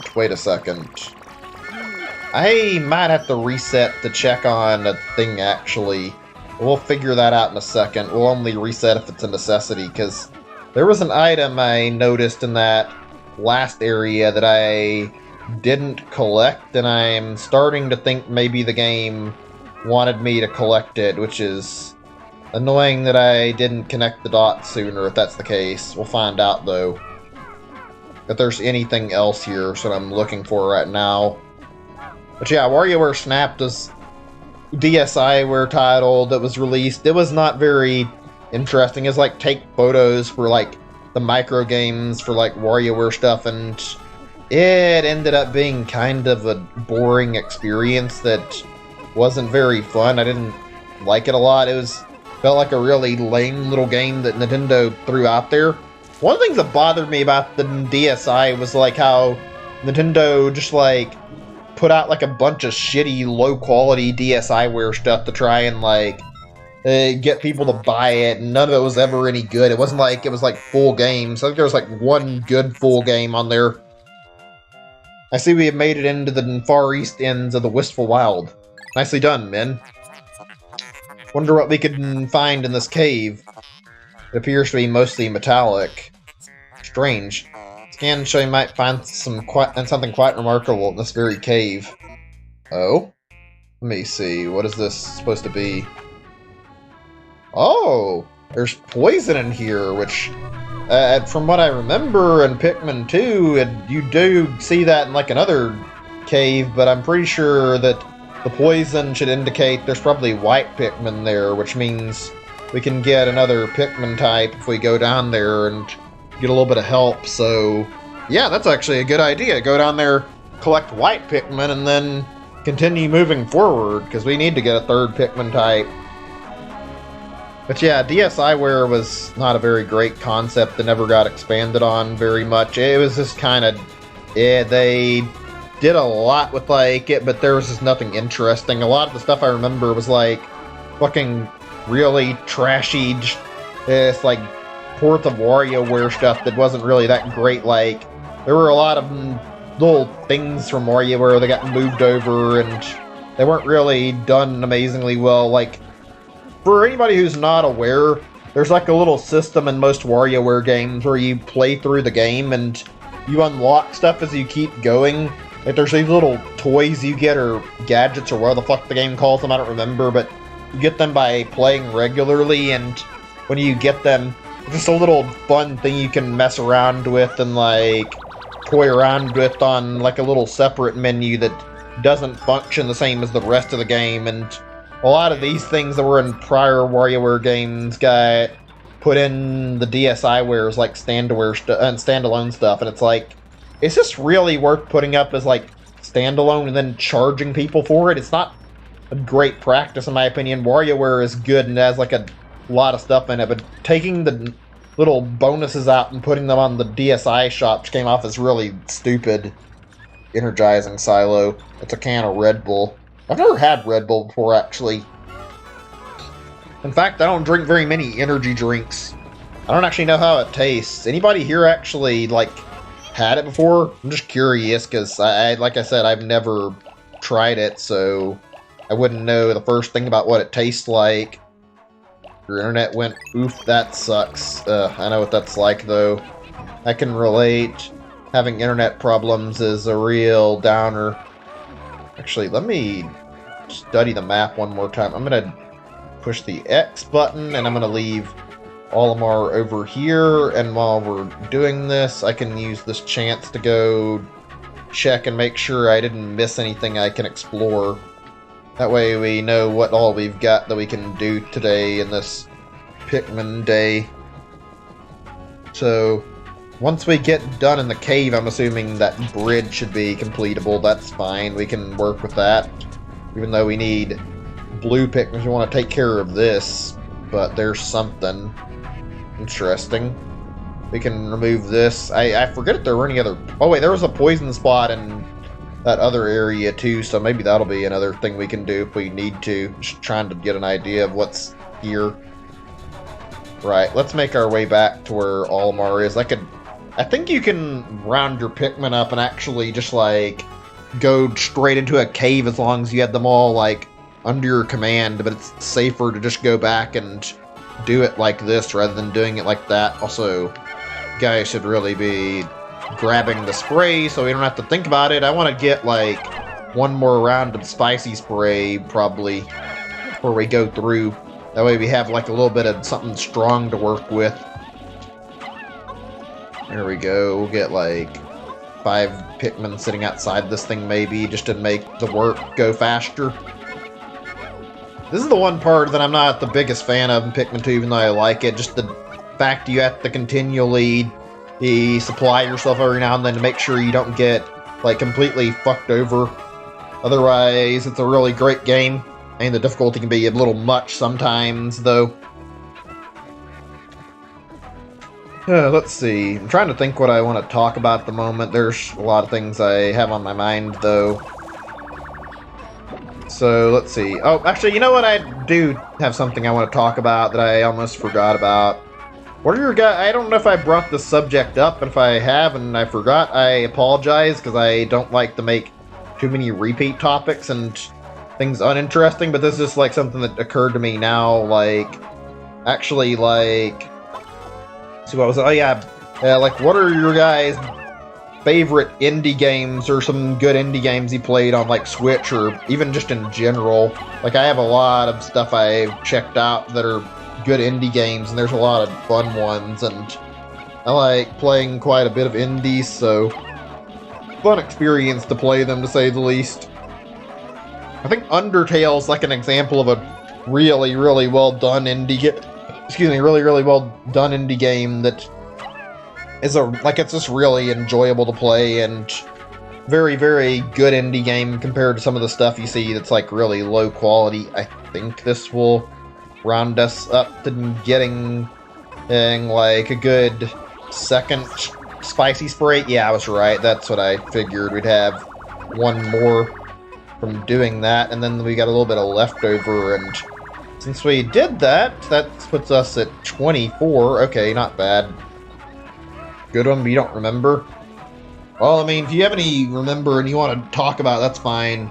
I just figured it'd be fun to discuss this for a little bit. There's a lot of indie stuff that's like got a lot of love put into it that I like, and then we got like so many more coming. It's nice to have like a steady stream of good indie games, and quite a bit of good third-party content in general too, actually. Cave Story is like a classic, and I haven't talked about it too much. Cave Story is really good. It's like an older game that came out. I don't even know when Cave Story came out. I know it's on the original Wii, actually, and people really like it because it's got a lot of love put into it, and really fun, really good story.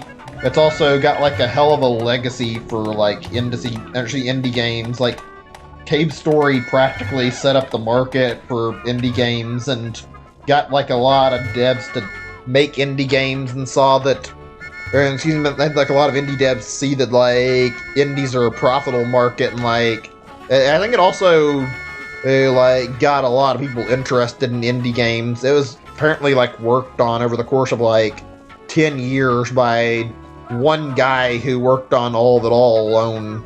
And he goes by, like, Pixel. Really, really great guy, and really, really amazing documentary to watch. I recommend it if you get time. It's really good stuff, honestly. I would talk about Undertale, but I mean, at this point, Undertale's, like, so well known that it's like, what can you say about Undertale that hasn't already been said? It's cool. I like the concept behind it. I think it's really good, and I enjoy Undertale. Same with Deltarune, but those two games have been talked about like crazy.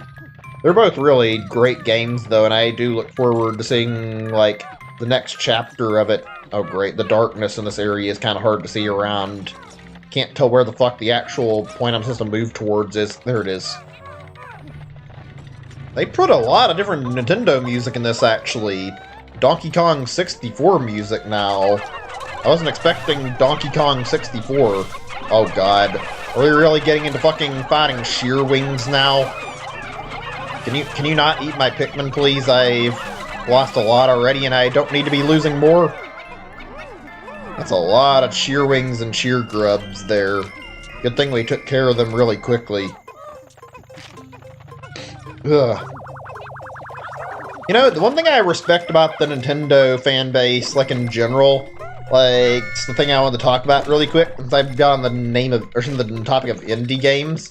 I like how, like, as a group, like, a lot of Nintendo fans will remake, like, older game concepts that they haven't seen in a long time and wanted to see, like, get something modern, like how like Paper Mario never got like a proper third RPG game, so somebody made Bug Fables, and Bug Fables is pretty much another traditional Paper Mario game, even though it's not actually Paper Mario, like it's its own thing, but it's very similar to Paper Mario, which is fantastic actually. And there's like countless games like this. You can see them not even on just Steam, but like on, I'm gonna say the Switch, but like on any system in general, like there's a lot of, like, WarioWare clones that people made over the years. A lot of, like, games of any type, really, like, collectathons that got big, filling that niche that Banjo-Kazooie left that hasn't really been filled extremely well. I still miss that series a lot, actually, even though it's not like it's dead, but it's like, it hasn't been the same. Banjo-Kazooie is a fantastic game that I wish we could see more of. Too bad Ukulele wasn't that great, but like, that's the beauty of the indie market. There's so many good titles and so many that are like able to fill in for missing games that are really, really worth it. Like, I've heard Wargroov's really good too, and Wargroove is like supposed to be somebody making a spiritual successor to Advanced Wars, so excuse me. That looks fun. I'm gonna have to check that out sometime. Trying to think if there's any others. My allergies are getting really nasty all of a sudden. I apologize if I have to, like, pause the stream every now and then. It's not my intent, just getting a little bit out of hand compared to what it was before. Oh boy, these fuckers. So we have to be careful to knock them over. That way we can kill them before they can make electric currents. I hate these beetles. Actually, you guys don't mind, give me a second or two. I'm gonna pause the game and take some allergy medicine because my allergy suddenly flared up really badly, and I feel like my best bet right now to get this to stop is to just take medicine, so it will hopefully go away. If I ignore it, there's no telling if I'm gonna feel any better. I'm gonna just go ahead and mute my mic and take like a short BRB because I'm probably gonna need enough time to go grab a water too, as well as some pills, so get a little bit of time to go give myself something and then come back. It shouldn't take very long, 5 minutes at most. Be right back, guys. I'll put the BRB up in a second. I have to get my BRB off of the other source. I need to remember to copy this onto like other scenes that I have set up. Let's see, which one is it? Scene 5? Or no, that's the wrong one. Sorry, it's taking a second to remember where I had this at. And move to front really quick. Yeah, there we go. Move up. Actually, wait, why can't I see it still? What the fuck? Hold on a second. Let me... Oh, not visible. Yeah, there we go.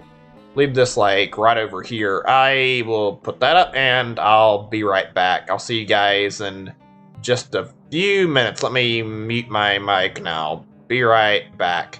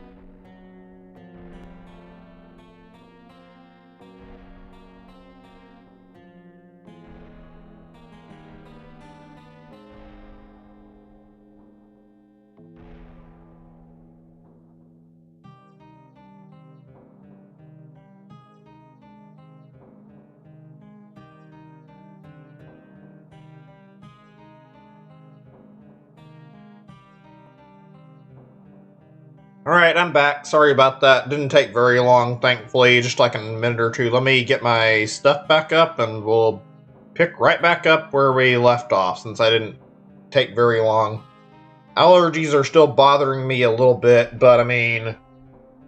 excuse me, my throat's not helping any. But yeah, it's not like any allergy medicine or any medicine I know in general is like that quick. Usually they take a little bit of time to kick in, so... have to deal with it in the time. Alright, let's get back to playing the game, though. Hold on a second, I'm trying to think. So I said this music is from, like, Donkey Kong Country, but I'm actually certain now listening to it. Thanks, I appreciate that, guys. I'm glad to have, like, a caring audience, honestly. So, yeah, I can't actually tell if this is from, like, Donkey Kong Country. I think it is. Sounds familiar either way. I'm trying to place my finger on this. I just want to know if I'm remembering this right. Well, whatever. We'll think about that in a second. What do we got here? Droplet of Sapphire. Interesting. God, I hate my allergies, and I hate fucking coughing problems like congestion in my throat. It doesn't feel good. Speaking of Donkey Kong Country, I don't think this actually is that, because I'm actually certain, but this music is starting to remind me of something else, and I can't place my finger on what it is. But, like, I was gonna say, like, what are your guys', like, general, like, impressions of that series if you've actually played it? I'm sure you guys have at least had a chance to maybe try out one of the more modern Donkey Kong Countries if you haven't had a chance to play, like, the older ones, because I know the older ones are... they're not the most successful thing. Like, he doesn't have like a Wii or a Wii U, and I don't think that many people have a Wii U, and frankly, I know the Wii just got its eShop shut down, so you can't even buy those games anymore. You know, I kind of want to see like another Donkey Kong game in the near future. God, what is wrong with my throat right now? I'm sorry if I'm coughing an awful lot. My throat's just like feeling really nasty right now, so... hopefully it'll go away in a little bit. But yeah, I like the Donkey Kong series a lot. Wait, is this... I can't tell, but... is this from the Haunted Mansion in Paper Mario, actually?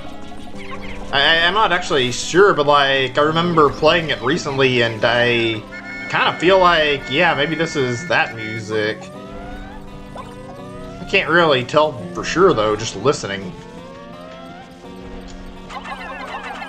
Yeah, no, you're not doing that. Fucking electric bugs here. You do not want to fuck with these guys though, because they will zap Pikmin and they kill them in one hit if they manage to, so be really careful about that. I mean, really careful about it. Not yet. There's Donkey Kong game, get something else instead.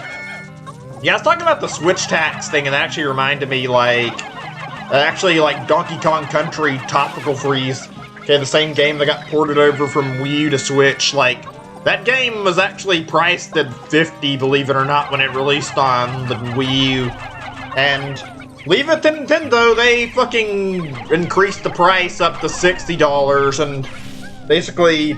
one of the things I was just talking about, how I don't like Switch tax on games, and I hate when devs do this, and Nintendo themselves have done it with like one of their ports, which is honestly kind of disappointing to me that Nintendo would break that standard. Like, just release it at the same price it was on Wii U instead of releasing it for a higher price. Like, if we had new content that was like worthwhile, maybe this would be a different discussion, but I don't feel like that's the case here. You look at all the stuff that got added, and literally the only thing that was added to this port of Tropical Freeze is fucking Funky Kong. They added that new funky mode stuff, and then you look at that, that's like, oh, so they added Funky Kong and an easy mode, and that's it. And you're telling me suddenly this game is supposed to be $10 higher in price, especially when you could buy it on, like, Wii U for like $20 near the end of the Wii U's life cycle. It's like, yeah, I'm sorry, but that just gives me bad vibes, and I don't like the fact that they raised the price there. It's like, I like Donkey Kong Country. I played Tropical Freeze on my Wii U, so I'm good on playing it again, and like, it actually makes me angry that they jacked the price up just because they could, honestly. It's not like it's the biggest deal, but it certainly doesn't feel great seeing it. I think there's no more beetles left, so this thing isn't going to be able to fucking electrocute me to get rid of it now. As soon as I can flip over. There we go. Hold on a second, actually, I had something on my tongue that was really nasty that I needed to get off. It was like a piece of drainage or something. Sometimes the human body can be really gross and really fuck with you in ways you don't want, but ugh, whatever. Alright, let me get rid of this electric current here. You guys be interested in seeing, like, Donkey Kong streams at some point? Like, the Donkey Kong Country series, not the stuff like the arcade games. I don't think I'm gonna have any interest in revisiting those games anytime soon. I don't like them like a huge amount, although Donkey Kong Jr. is not bad, and for when I played, Donkey Kong 3 is alright too, but I don't feel like I'm eager to go back and play it anytime soon. It's an alright game, but I would only go that far more than anything. Yeah, okay, I'll consider it. I might actually do that sometime soon, because I like the series a lot. In fact, I think Donkey Kong Country, like the original, got added to the Switch as like online stuff like recently, so it's up on the SNES stuff on the Switch app, so I might actually have to play it that way sometime in the near future. I feel like it'd be worth it. A little annoying that we have to wait on like all three of them to come at separated times, but whatever. Ugh. I'd like to play like a lot of the Donkey Kong series in general. I'd be down to play Jungle Beat as well, but the problem with Jungle Beat is that, well, it's a GameCube game and requires the bongos. I guess you could play the Wii version, but if I'm gonna play it, I feel like I'd want to play GameCube with the bongos. I don't know, maybe it'd be better to just play it on a normal controller. Fun game. It'd also make your hands really goddamn sore, though, if you weren't careful. What are you doing? Okay, that was close. They almost fucking walked off the level with that thing and fell off to their death. I was kind of scared there for a second that something dumb was going to happen with AI. That would not have been fun to experience, honestly. I'd like to play the series again. The only original Donkey Kong Country game that I'm not, like, too fond of is the third game. Not like it's bad, just not the most amazing game, in my opinion. There's some good levels there.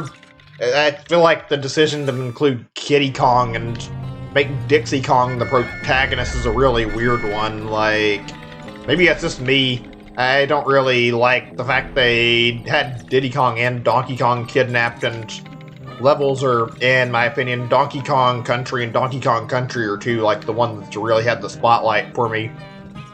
The 3DS Pokemon games on the Switch?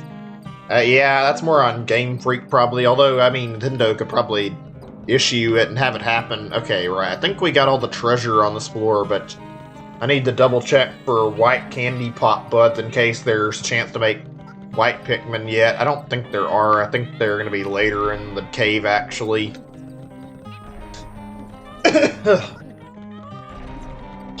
Ugh. Honestly, it kind of sucks that Nintendo is, like, only willing to, like, port, like, Wii U stuff right now. I know it's because they're porting, like, old games that didn't succeed very well, but God, I would love to see, like, more stuff get remade on Switch. It'd be nice to see, like, some Wii stuff get love, even some GameCube stuff. Actually, GameCube stuff would really benefit from it. I mean, if the Mario Remaster rumor turns out true, then we can at least hope for, like, that, because then we can get Galaxy and Sunshine on the Switch, and we'll get to play it. What's weird to me about that, excuse me, is that, like, all the rumors that mention this, they mention, like having, like, a port of Galaxy 1, but they don't mention anything about Galaxy 2, so It'd be a little odd for them to port Mario Galaxy and not have the second game, but have the first game for whatever reason. That just doesn't make any sense to me. Like, you're gonna port them, shouldn't you port them as like a duo of like both games instead of just one? It makes more sense to have both games, in my opinion. I recognize this music, another song from a different game. I can't place my finger. I can't tell. Maybe it's more Earthbound. Oh no, that's right. This comes from Majora's Mask, I'm pretty sure. Yeah, this is definitely Majora's Mask music, now that I listen to it closer. Oh man, I love the Zelda series. Wait, oh no, that's the same. They put enemies in here, they didn't. They just put this in here. Oh, god damn it! Hold still. I need nectar for the white Pikmin, and I want to get them out instead of waiting. That works too. Freed spray from hitting that thing. I didn't know they could actually drop the spray. I thought only, like, eggs could sometimes yield a spicy or bitter spray if you got lucky, but turns out those guys can hold on to the spray as well. Bye, you gotta go? Alright, Mario Fan 04, I appreciate you hanging out this long. Wish you could hang out longer, but I really do appreciate the viewership. It's okay, though. Thanks for watching. Good thing, and it's good to talk to you and hang out this long. I'll still be going for a little while. Oh, here we go. White Pikmin, finally. So white Pikmin. Just as small and quick as ever. Now we have 3 Pikmin types. Still no purple Pikmin. Anyway, should be able to explore further the flooded fields now, right? It means like, wait, oh yeah, you're talking about the gate, that's right, that was blocking us off. I almost forgot about that. We'll probably do that. I mean, it might be a hint about something important, so we'll see. I have to figure out what I need to do for the rest of the day this time before we move on to the next area and try to collect more. It's really weird, like, playing this and hearing, like, all these different music that people put in this that's not ordinarily in Pikmin. Can you maybe not hover around the air so much so I can actually get my newly formed white Pikmin to get some nectar? Actually, this might help if I separate my guys up so that there's only white Pikmin with me when I'm doing this. There we go. There we go. Beautiful little pink buds, although one of them didn't get to get any nectar. Poor Pikmin. Whatever. They'll be okay. Right, let's... Oh, wait, actually, was there a thing on the treasure radar going off? I don't remember. White Pikmin are good at, like, digging shit out of the ground and finding stuff you wouldn't see normally, so it's good to, like, hunt an area if you think there might be something underground. I don't see anything, and there's nothing popping up when I try. Oh, yeah, they got something for me. There we go. What is this? Kind of just looks like a rock, honestly. Hey, the white Pikmin are still able to see treasure that are buried underground. Be helpful to raise as many white Pikmin as we can. Yeah, eventually we need to do that. Maybe we could come back here and make the rounds and get some more of them, but I don't know. Whatever. Okay, let's see. Right. I was talking about games, I think, yeah. Oh yeah, I was talking about Donkey Kong. In addition to, like, streaming the Donkey Kong Country stuff, I want to do a stream of Donkey Kong 64 sometime. I think I mentioned this on stream. I really wish they would do a second 3D Donkey Kong game. Like, there have been a lot of Donkey Kong games, but none of them have really been 3D the same way Donkey Kong 64 was. Like, I think the closest would be maybe Jungle Beat. I'm not actually sure. Like, that game played well, fun. Had, like, side-scrolling and beat-em-up segments. Calcified Barricade. Interesting. I guess because it's supposed to be a shell that stuff hides in. Makes sense as a name, actually. How do you guys feel about, like, collectathon games? I didn't already ask that before. I feel like I probably have, but I'm just curious to hear thoughts on this.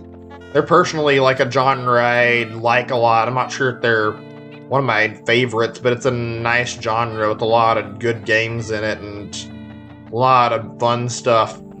Like, just in general, like, I can remember a lot of fantastic collectathons. Mario 64 is still classic, and Banjo-Kazooie is really good, in my opinion.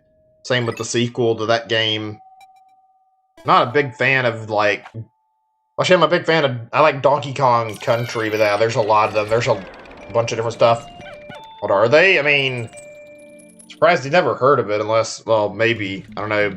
Saw you deleted your message, but Collectathon's pretty much a type of game, normally platformer, I'm pretty sure, where the focus is on, like, grabbing collectibles and, like, focuses on you collecting everything in the entire game, basically. Like, it's really just boils down to that. Oh boy, is this like a new type of enemy?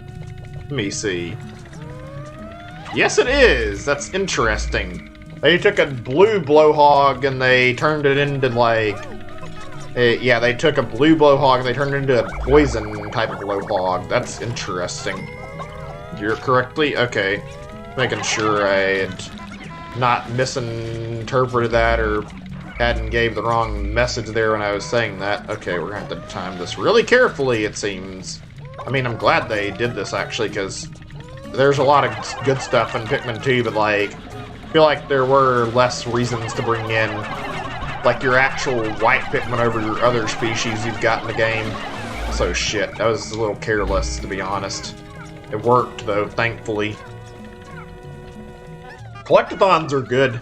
Spyro is one of my favorites that I played recently, like the Spyro Reignited trilogy. I need to play that, like, more of that. I liked that, and I would love to see more of it. I always liked what Spyro was about, so one of these days, I wish I had liked the SpongeBob remake thing they did more, but, I mean, it just didn't feel like it was super high quality, so not really going to be upset about liking a game that doesn't feel like it's amazingly fun. I hear the GameCube version is better. I don't know how true that is. Face of remorse. Yikes. Still have not the funnest thought thinking about, like, the masks in Majora's Mask. Like, I think every mask you get is from, like, a character that canonically dies in the game. Like, or not really all the masks, but all the transformation masks, I can say. Like, the Deku mask in particular was, like, some Deku scrub kid that got turned into, like, a tree that couldn't move anymore and wasn't able to actually, like, communicate with anybody. Like, he basically died. Want to pick up the Spyro trilogy and then go Mega Ruby first? I think there's been, like, a few sales of it on the eShop, although I don't know if it's on sale now, but, like, it's good and it's worth the money. I think I've seen it, like, either really low or, like, near half off before, so if you can find it on sale for cheap, then yeah, definitely go for it. It's worth it. It's 3 games for the price of 1, and they're all really high-quality remakes. Definitely worth it. Hopefully next year there'll be a Spyro 4 that's made from same dev team, since they did Crash 4 this year. I'd be really happy about that, personally. Yeah, no, go away. Don't try to eat my Pikmin. I'm not going to be happy with that. Hold on a second. I need to focus before I do any more. Kill this fucker.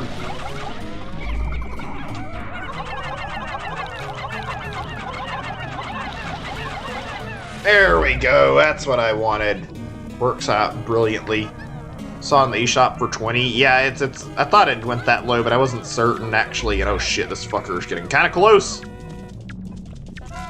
Nope, you can go away instead of attacking my Pikmin. There we go. Good. That takes care of that problem. Much better. Selling a physical copy? That's fair. I mean, if you want to get it physical, that's a totally legitimate reason. I personally like having it digitally on my Switch along with my other digital titles, but I totally understand why people want physical, whether it be collectability or they want to potentially have the option to resell if they want to, and that's a fair reason, honestly. I just like the games a lot. I remember like a lot of games actually like early on in the Switch's lifetime, or maybe not early on, maybe it's still a problem, but like devs that release like physical versions, or they'd put in like only like part of the game or half of the game, and like if it was like 2 games, there were a lot that would just put in like 1 game and make the other part like a fucking download you had to pull off. And it's like, if you're buying physical, then you're probably not going to want to download extra stuff to get the entirety of the game. That's a really sleazy practice that I have seen a lot on the Switch, and coming from somebody who likes digital, I still think everybody should be able to have their own preferences and be able to play what they prefer. I don't like that devs will do this shit. It's not great, and it should be shamed, but it's probably never going to really be stopped. I mean, you want to really get into the technicalities, Nintendo themselves pulled this shit when it came to Bayonetta, so I'm not surprised that it's like more common than that. Fucking in Bayonetta 1 and Bayonetta 2, and they advertised Bayonetta 2, or Bayonetta 1 as being like download only, which is annoying. Hang on a second. I'm not really too upset about how many Pikmin died there. It could have been worse, but did I have any white Pikmin get killed? Because right now, that's not a good thing if that's the case. Okay, good. They're all alive. They have poison that they emit to kill enemies, but I mean, I'd rather not lose them when I have a low number to work with. I need all 15 of them for utilizing against, like, poison-based stuff that gets in my way. I wonder, is this just an ordinary stump, or... Yeah, that doesn't have any purpose. Just had to check it to make sure. I don't know, I've seen that a lot. I don't know why devs do that shit. You look at, like, the physical for the Mega Man collections, that's, like, really common, actually. Like, all of them that I can remember had this problem, like, particularly the Mega Man X Legacy Collection had this problem. I think they did this when they released the Mega Man Legacy Collection on the Switch originally, like the one that has the classic games, and thankfully the ZX Collection didn't have this issue, but, like, it really was something really common that I saw, and still probably a problem. I haven't seen it happen as much. I don't know, if you're gonna release a physical version, why not just go all the way instead of half-assing it and not bothering? I know the Switch cartridges are probably not cheap for developers, but it usually just feels off as like, or it comes off as like it's an excuse for the dev to skimp out on trying to release the whole thing on an entire cartridge. I don't know. I'm surprised it hasn't been like a problem where retailers have been like, oh no, it has to be the entire game on a cartridge or you can't sell it back. I'd be more than pissed off if that happened when I got Paper Mario and Origami King. Like, I'd still like the game and I've been enjoying my playthrough, but I mean, having the option to get rid of it if I didn't like it was something that, it was why I bought it in the first place. Ugh. By the way, there's something I was meaning to talk about that kind of relates to this that I almost forgot about completely. You guys remember, like, the Xbox One reveal, if you've ever seen it, like, back at E3, like, I remember what E3 was, 2013, 2014 or something? I remember, like, this because I remember watching a thing about this that was in, like, a Ross Scott video, the same guy I've talked about that I like watching. It was a really, really lame console reveal, though. Hold on a second. Switch games I want for Black Friday? That's a fair idea. I try to get my stuff on the cheap if I can as well. I've had a lot of titles that I've eyeballed, but I haven't really bought. I have some first-party stuff that I can thankfully fall back to catching up on if I feel like I need to, but not until it's on sale. There's a few games that I haven't bought that I could play and get a decent experience out of them, sure. But yeah, let's talk about this Xbox thing I was meaning to bring up. So yeah, back in 2013, 2014, wherever, I don't remember which time it was, but like, Microsoft revealed the Xbox One. It was the most shitty console reveal ever, though. They basically said that they were going to make a console that only worked if you were connected to the internet, and you had to get like digital games, I'm pretty sure, and we're like basically suggesting that you, if you didn't have an internet connection and that he shouldn't buy like the new Xbox, and they had like the most awful anti-consumer like practice they were talking about, and I think they even said that they couldn't use used games on the Xbox One. Like, it was some real bullshit involved in this reveal that was really, really not great, and like, I remember this being like a really bad console reveal. What the fuck was that? I tried to kill it, and for some reason it just kept eating my Pikmin, even though I'm pretty sure I land a Pikmin on the weak spot to kill it. That's annoying. And Black Friday. Well, yeah, I wanted to talk about it a little bit. It's been a while though, so I'm not surprised. There's a lot of stuff. It was like really, really not a great moment for Microsoft. It was really, really anti-consumer though. They basically told consumers to go fuck themselves. I don't remember, like, I wish I could remember all the details of this console, but it wasn't great. Like, they basically said for anybody who didn't have like a steady internet access to go buy an Xbox 360. Like, there was actually a video of like somebody who asked about this exact question, and then they were like, oh yeah, we have a console for who don't have an internet connection, the Xbox 360, and it's like, wow, Microsoft, you're kind of being real dickheads here. Like, this is not what people want when they try to ask about another console that if they wanted to purchase. Like, they're expecting to get the new console. You fucker! God damn it, I'm losing a lot of Pikmin, but I'm not really gonna get upset about low numbers. Time. Didn't know what Nintendo was.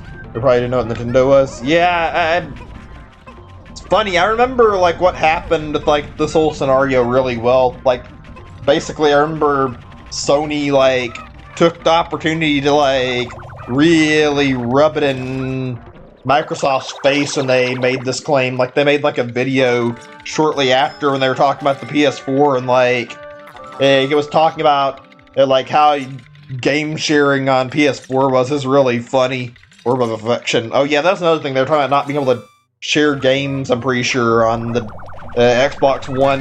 Then Sony brings up this video where it's like how to share games on PlayStation 4. It's literally just them handing over like a physical copy of like a PlayStation 4 game to like another Sony employee, like basically rubbing in that, hey, we have the better console and we're not pissing people off right now.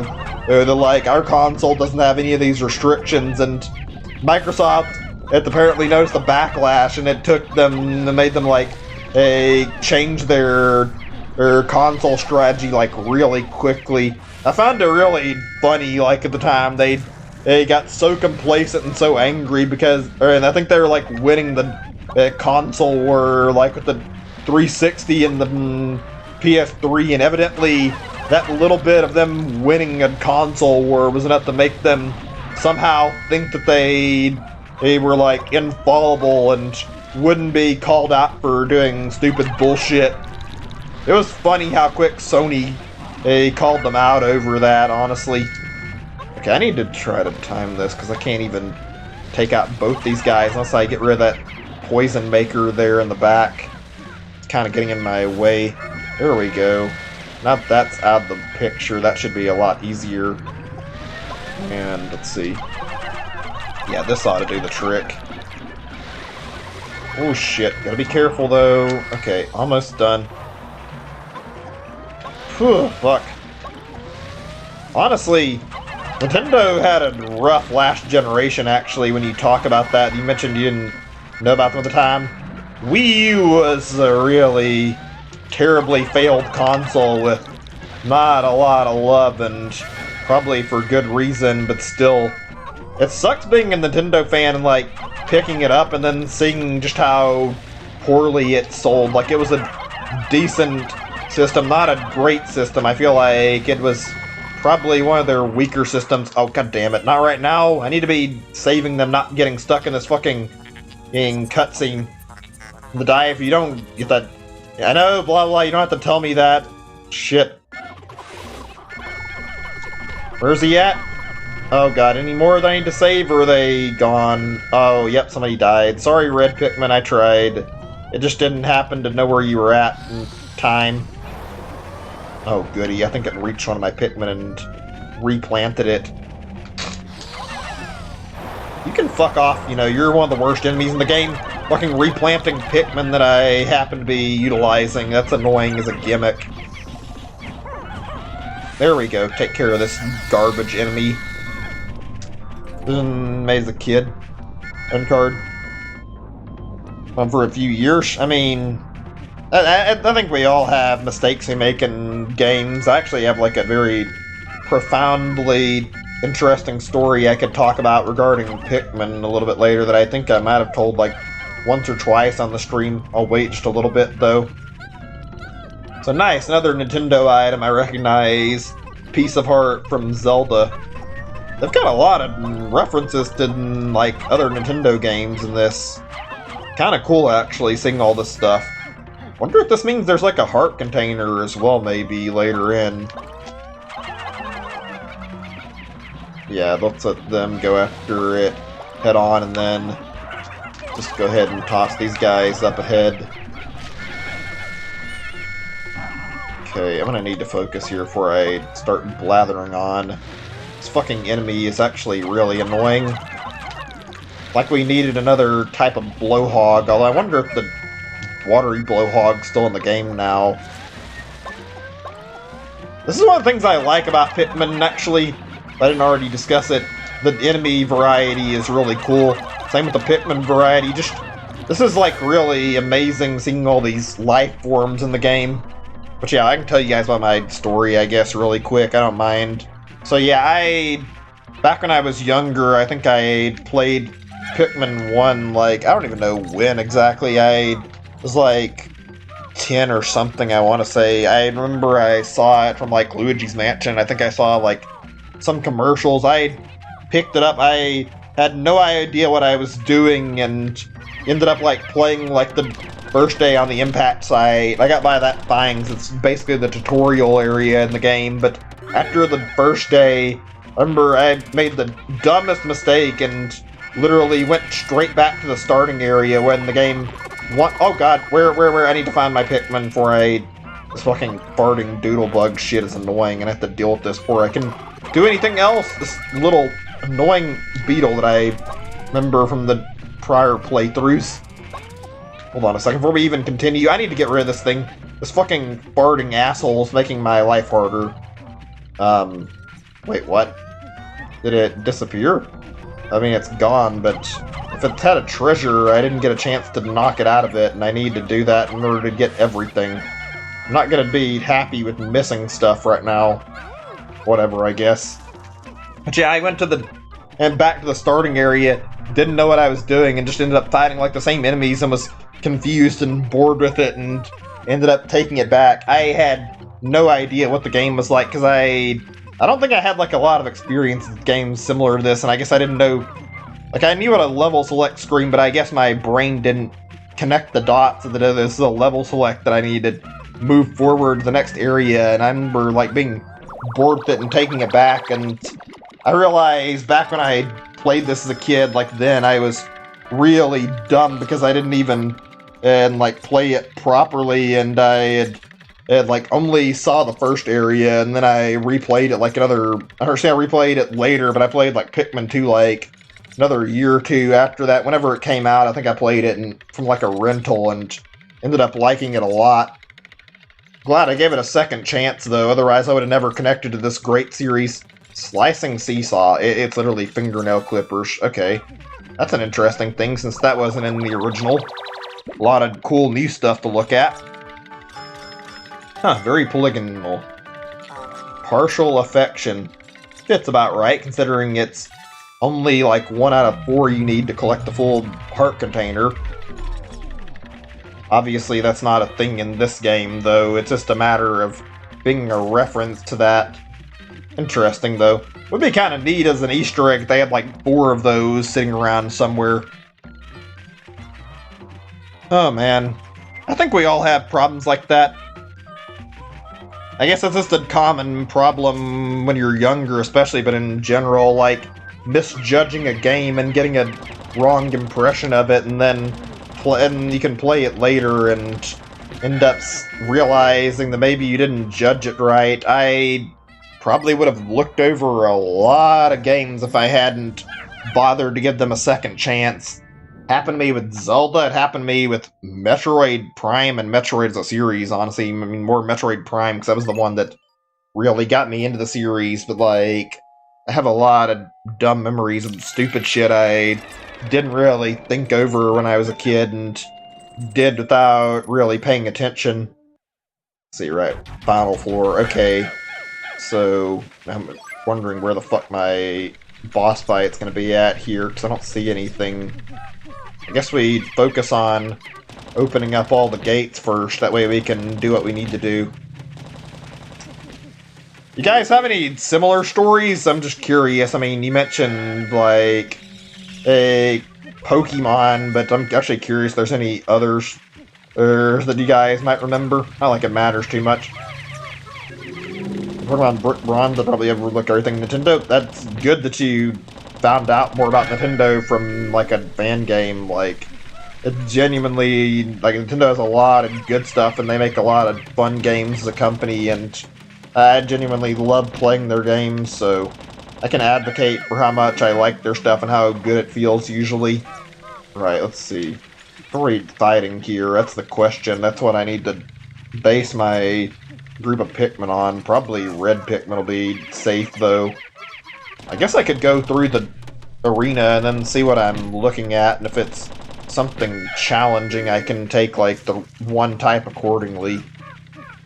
Right, let's dismiss first, and then we'll check what our boss enemy is.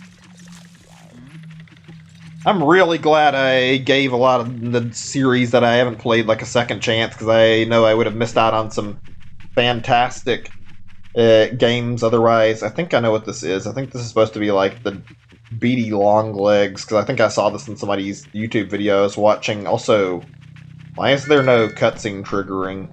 Why is the boss not dropping out into the ground yet? It's supposed to fall out of the sky. Okay. I have an idea, since it's not showing up. I don't know for sure. They may have changed the code, but I'm wondering if maybe I take one Pikmin and then charge in, that it might fall out after that, and just, like, then I can fight it. Let's see if that pulls the trigger for it or not, though.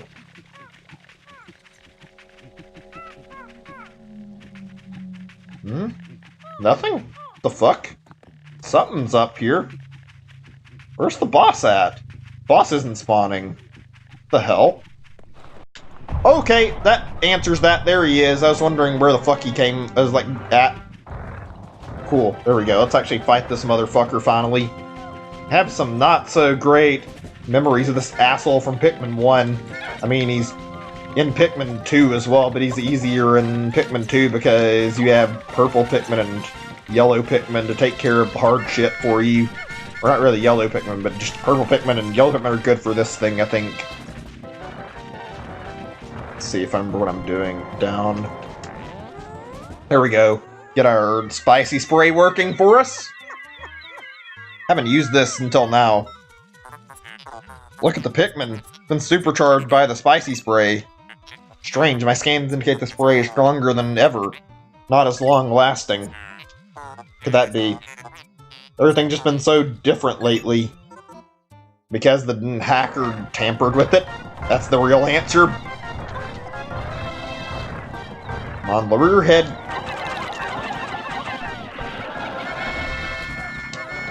Okay, just gotta avoid the feet, which it's not too bad. This thing is really fucking sloppy in its movement, and I can manage that really easy. Why make the music choice, though? We played Mario and Luigi Partners in Time in a long time. No pun intended. Don't play with the feet. It's going to fucking step on you if you do.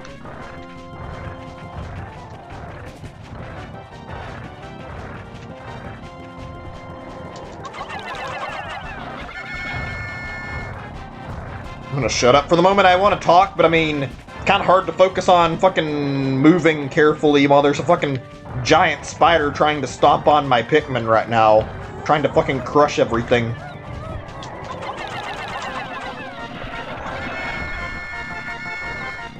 Ooh, that was close. Oh god, I hate this. It's anxiety-inducing. Wait, what? Did the music glitch? I thought for a second it ended. No, never mind, it didn't. By the way, what are your favorite bosses in games, guys? I'm just curious. Also, favorite boss music? You don't have to answer if you don't want to. Just figured I'd ask. It's a fun topic to discuss. There's a lot of good boss fights. Oh god!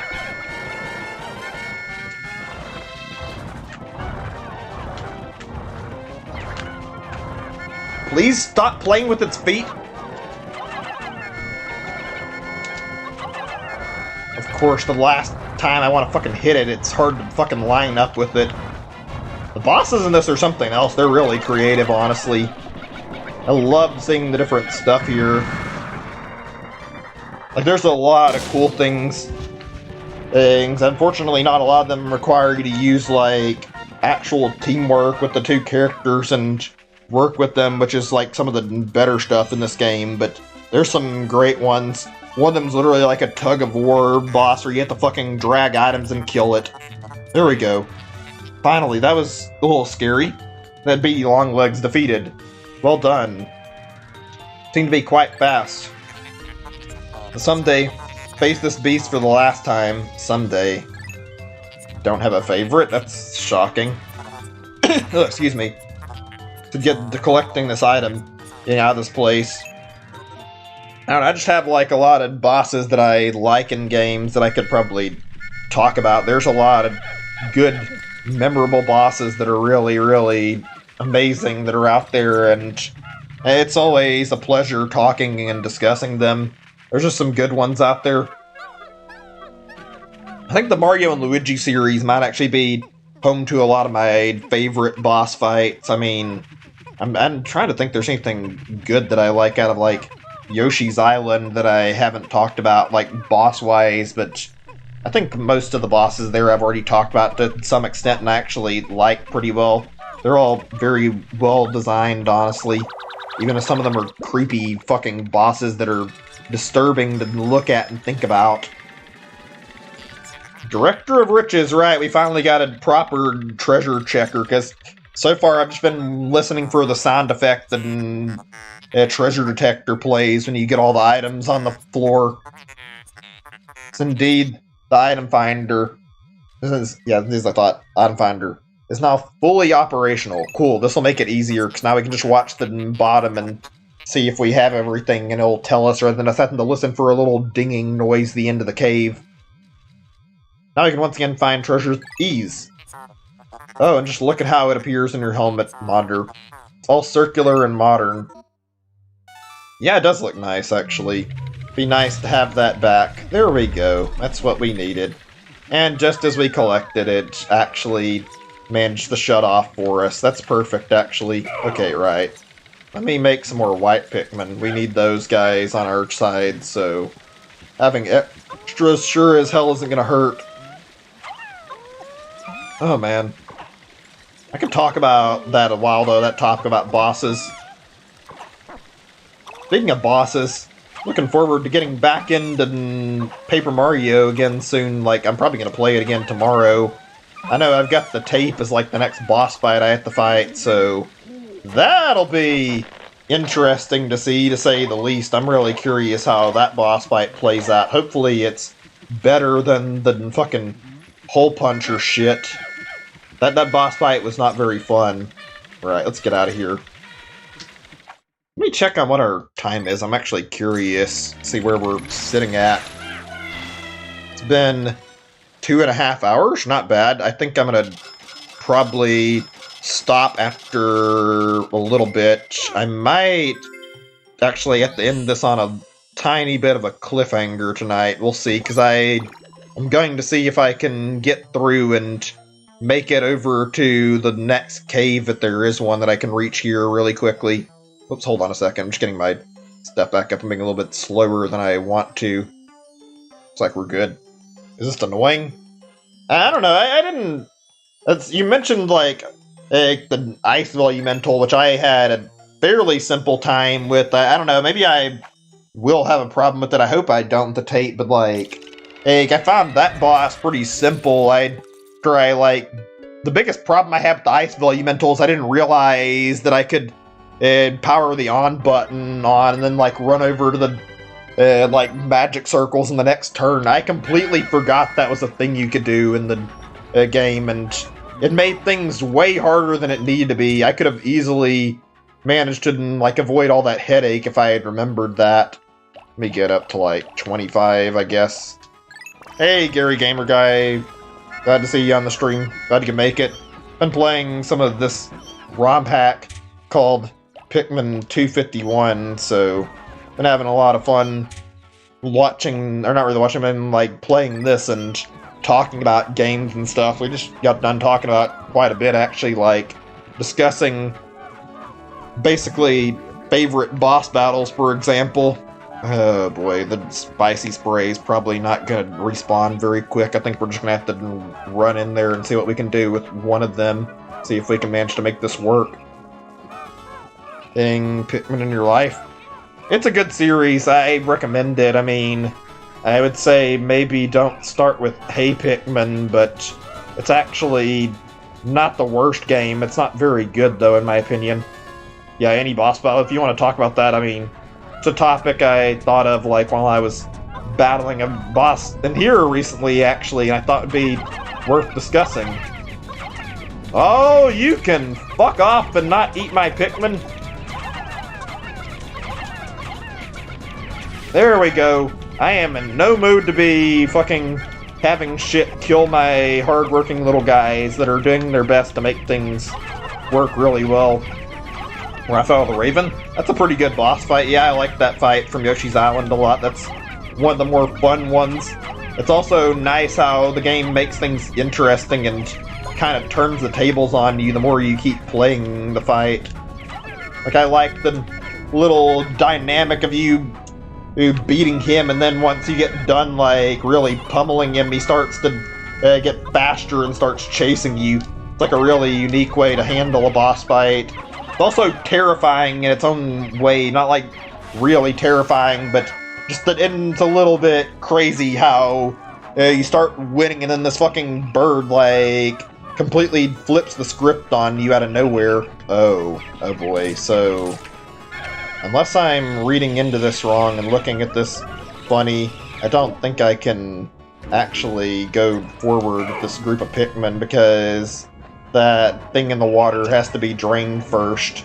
At least that's what I seem to be getting from this, is that I can't make any progress into the next cave without taking care of that first. We've got the yellow Pikmin thing here we could break down if we could, but I don't see any way to do this. Not without risking Pikmin dying. Alright, I guess we're not going to be doing any more collecting today, even though I thought we were. Not like it's a big deal, though. We'll just use this time to go collect extra and ultra spicy spray. Oh man, this game is a pretty relaxing experience and you're not fighting enemies. Speaking of that, actually, what are the, like, most like relaxing or comfy games you guys have played? Just thinking on more stuff to talk about, because I'm not really sure what I want to talk about while I'm doing this. The game's not giving me a lot of material. Obviously, Animal Crossing is really good for kicking back and just taking it easy. I'd say Animal Crossing's actually pretty nice in that regard. Let's see, though. Thinking on games I can play just to, like, relax. Let's see. Pokemon isn't too bad either. Yeah, I can enjoy Pokemon when I'm not doing anything else. Typically pretty fine. I mean, shiny hunting can sometimes get that stress going, but usually it's not too bad. Let's see. I wouldn't say it's relaxing, but for, like, stress relief, actually playing Smash works out really well. Like, it's really good for going online. You want to beat somebody and, like, take out a little bit of stress, just, like, getting a win in Smash. At least when you're actually winning. Sonic? Oh, that's not a bad one. Actually, Sonic's got a lot of good stuff. Like, Sonic Adventure and Sonic Adventure 2 in particular are really good about that with the whole Chao Garden. That's like a really fun feature, and I'd love to see that in, like, more games, something similar to that, at least. Chao Garden's, like, my favorite aspect of Sonic Adventure 1 and 2, actually. I like the games themselves pretty well, but there's something really relaxing about being able to just go and take your time raising these chows and, like, doing the little mini-games and just messing with them. It takes your mind off, like, the actual focus of, like, trying to go through the actual game. Sonic in general isn't too bad either, like, easy to turn your brain off and not really think about too much. Right, at the end of the day, we'll just take care of going to sunset straight away, because there's nothing else I can do as far as I can tell. Right, there we go.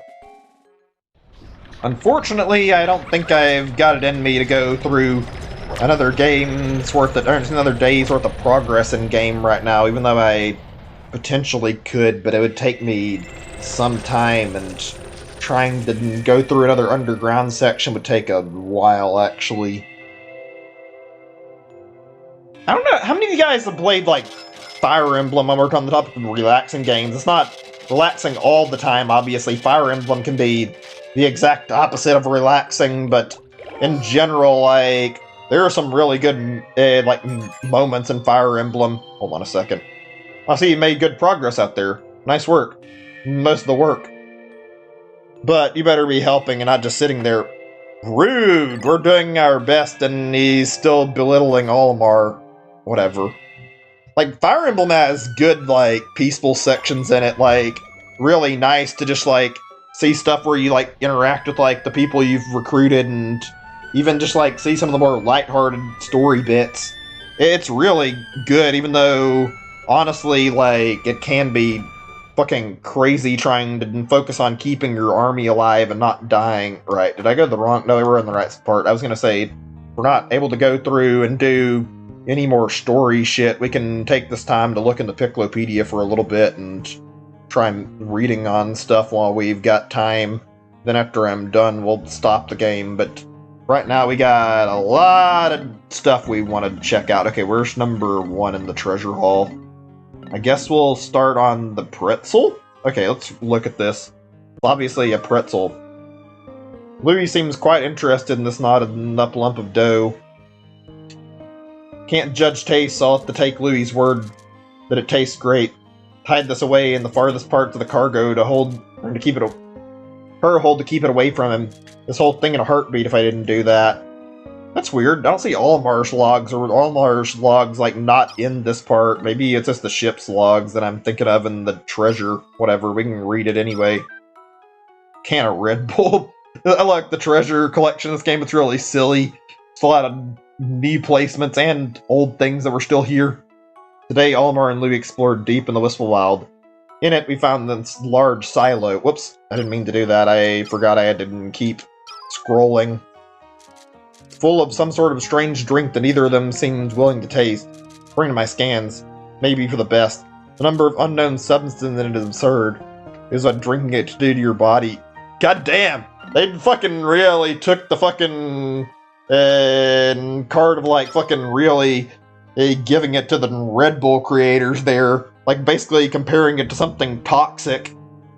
Part of the shell deep in a cave of metal. The white Pikmin found it buried underground. Found the other Pikmin type to help in our search. We all need the help we can get. All the help we can get. We're going to make 20,000 Pokos here. Maybe now we can find something new and valuable to explore. So many treasures. I think there's 251 of these things in total. Like, there's so many to look at, and seeing the unique descriptions is amazing. Large plant seems to have some connection to fire, but I'm not quite sure how. Perhaps consuming it would make you able to breathe fire. I'll have to get to Olimar to test this hypothesis. Well, that's not exactly wrong. Six-sided tire. Okay, that's a pretty good one, actually. This hexagonal object appears to be a wheel for a bike or a car. However, this six-sided shape doesn't make any sense. Surely that wouldn't work well on the roads, right? My guess is that the roads must have been very strangely shaped to make these wheels practical. Oh, he has no idea. According to my scanners, give this ball to the person of your dreams. Suddenly find the irresistible. I wonder who I could give this orb to. Okay, sure, ship, sure. hand a marble to someone to try and win over their love, like that's going to actually work. Let's see, we've already checked. How many did I look at? There's 6 that I looked at, and got another row with 3 or 4 more. We'll look at like another row, and then we can look at the enemies. So what I love about this game is like getting to see like all the unique dialogue in these bits, like especially because it really is crazy and cool seeing like an alien's view of Earth objects, even if this is technically just a human making stuff up, but it looks really good. This jewel actually holds the spirit of nature itself within it. We aren't disturbing it because I don't think it would be happy with what we've been doing here. Sell this fast so it becomes someone else's problem, not ours. Right, let's see. Okay, the texture's like a little glitch where you can't see the whole thing, but whatever. Heart-shaped diamond, thinking it can give you a fulfilling and happy relationship with your loved one. Doesn't tell you that it's only a quarter of what you need for true love. I meant to get more of these, 3 more of these things. Okay, that's good. I like that. These references are actually fantastic. Toxic bird bath. What am I looking at again? Oh, the mushroom. Yeah, they should have angled the treasures a little better. Whatever. This large desk can make a nice garden decoration. Omar may want to buy this for his own garden that he talks about so much. Too much if you ask me. You just said in the description it's toxic. Why would you want to hold on to something that could potentially poison you? Right, this is, yeah, it goes backwards between these two. Okay, right. Let's see here. We got bosses, we got normal enemies. Let's just start with the first one here. Silver bulb orb. Okay. Wait, I can throw actual Pikmin at it? But they don't seem to be, like, actually able to attack it for some reason. That's weird. There seemed to be the orange Pikmin that I picked up, too. Like, it was Pick Carrots before. Interesting. Gray and white Bulborbs is one that I never saw last time. Stronger than Bulborbs I've seen before.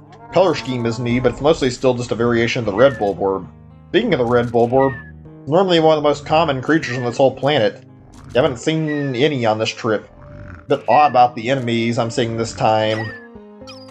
Yeah. Totally not just the Romhacker changing the textures. Painted Bulborb is yet another new species of the grub dog family that I've never seen before. How many new variations are there?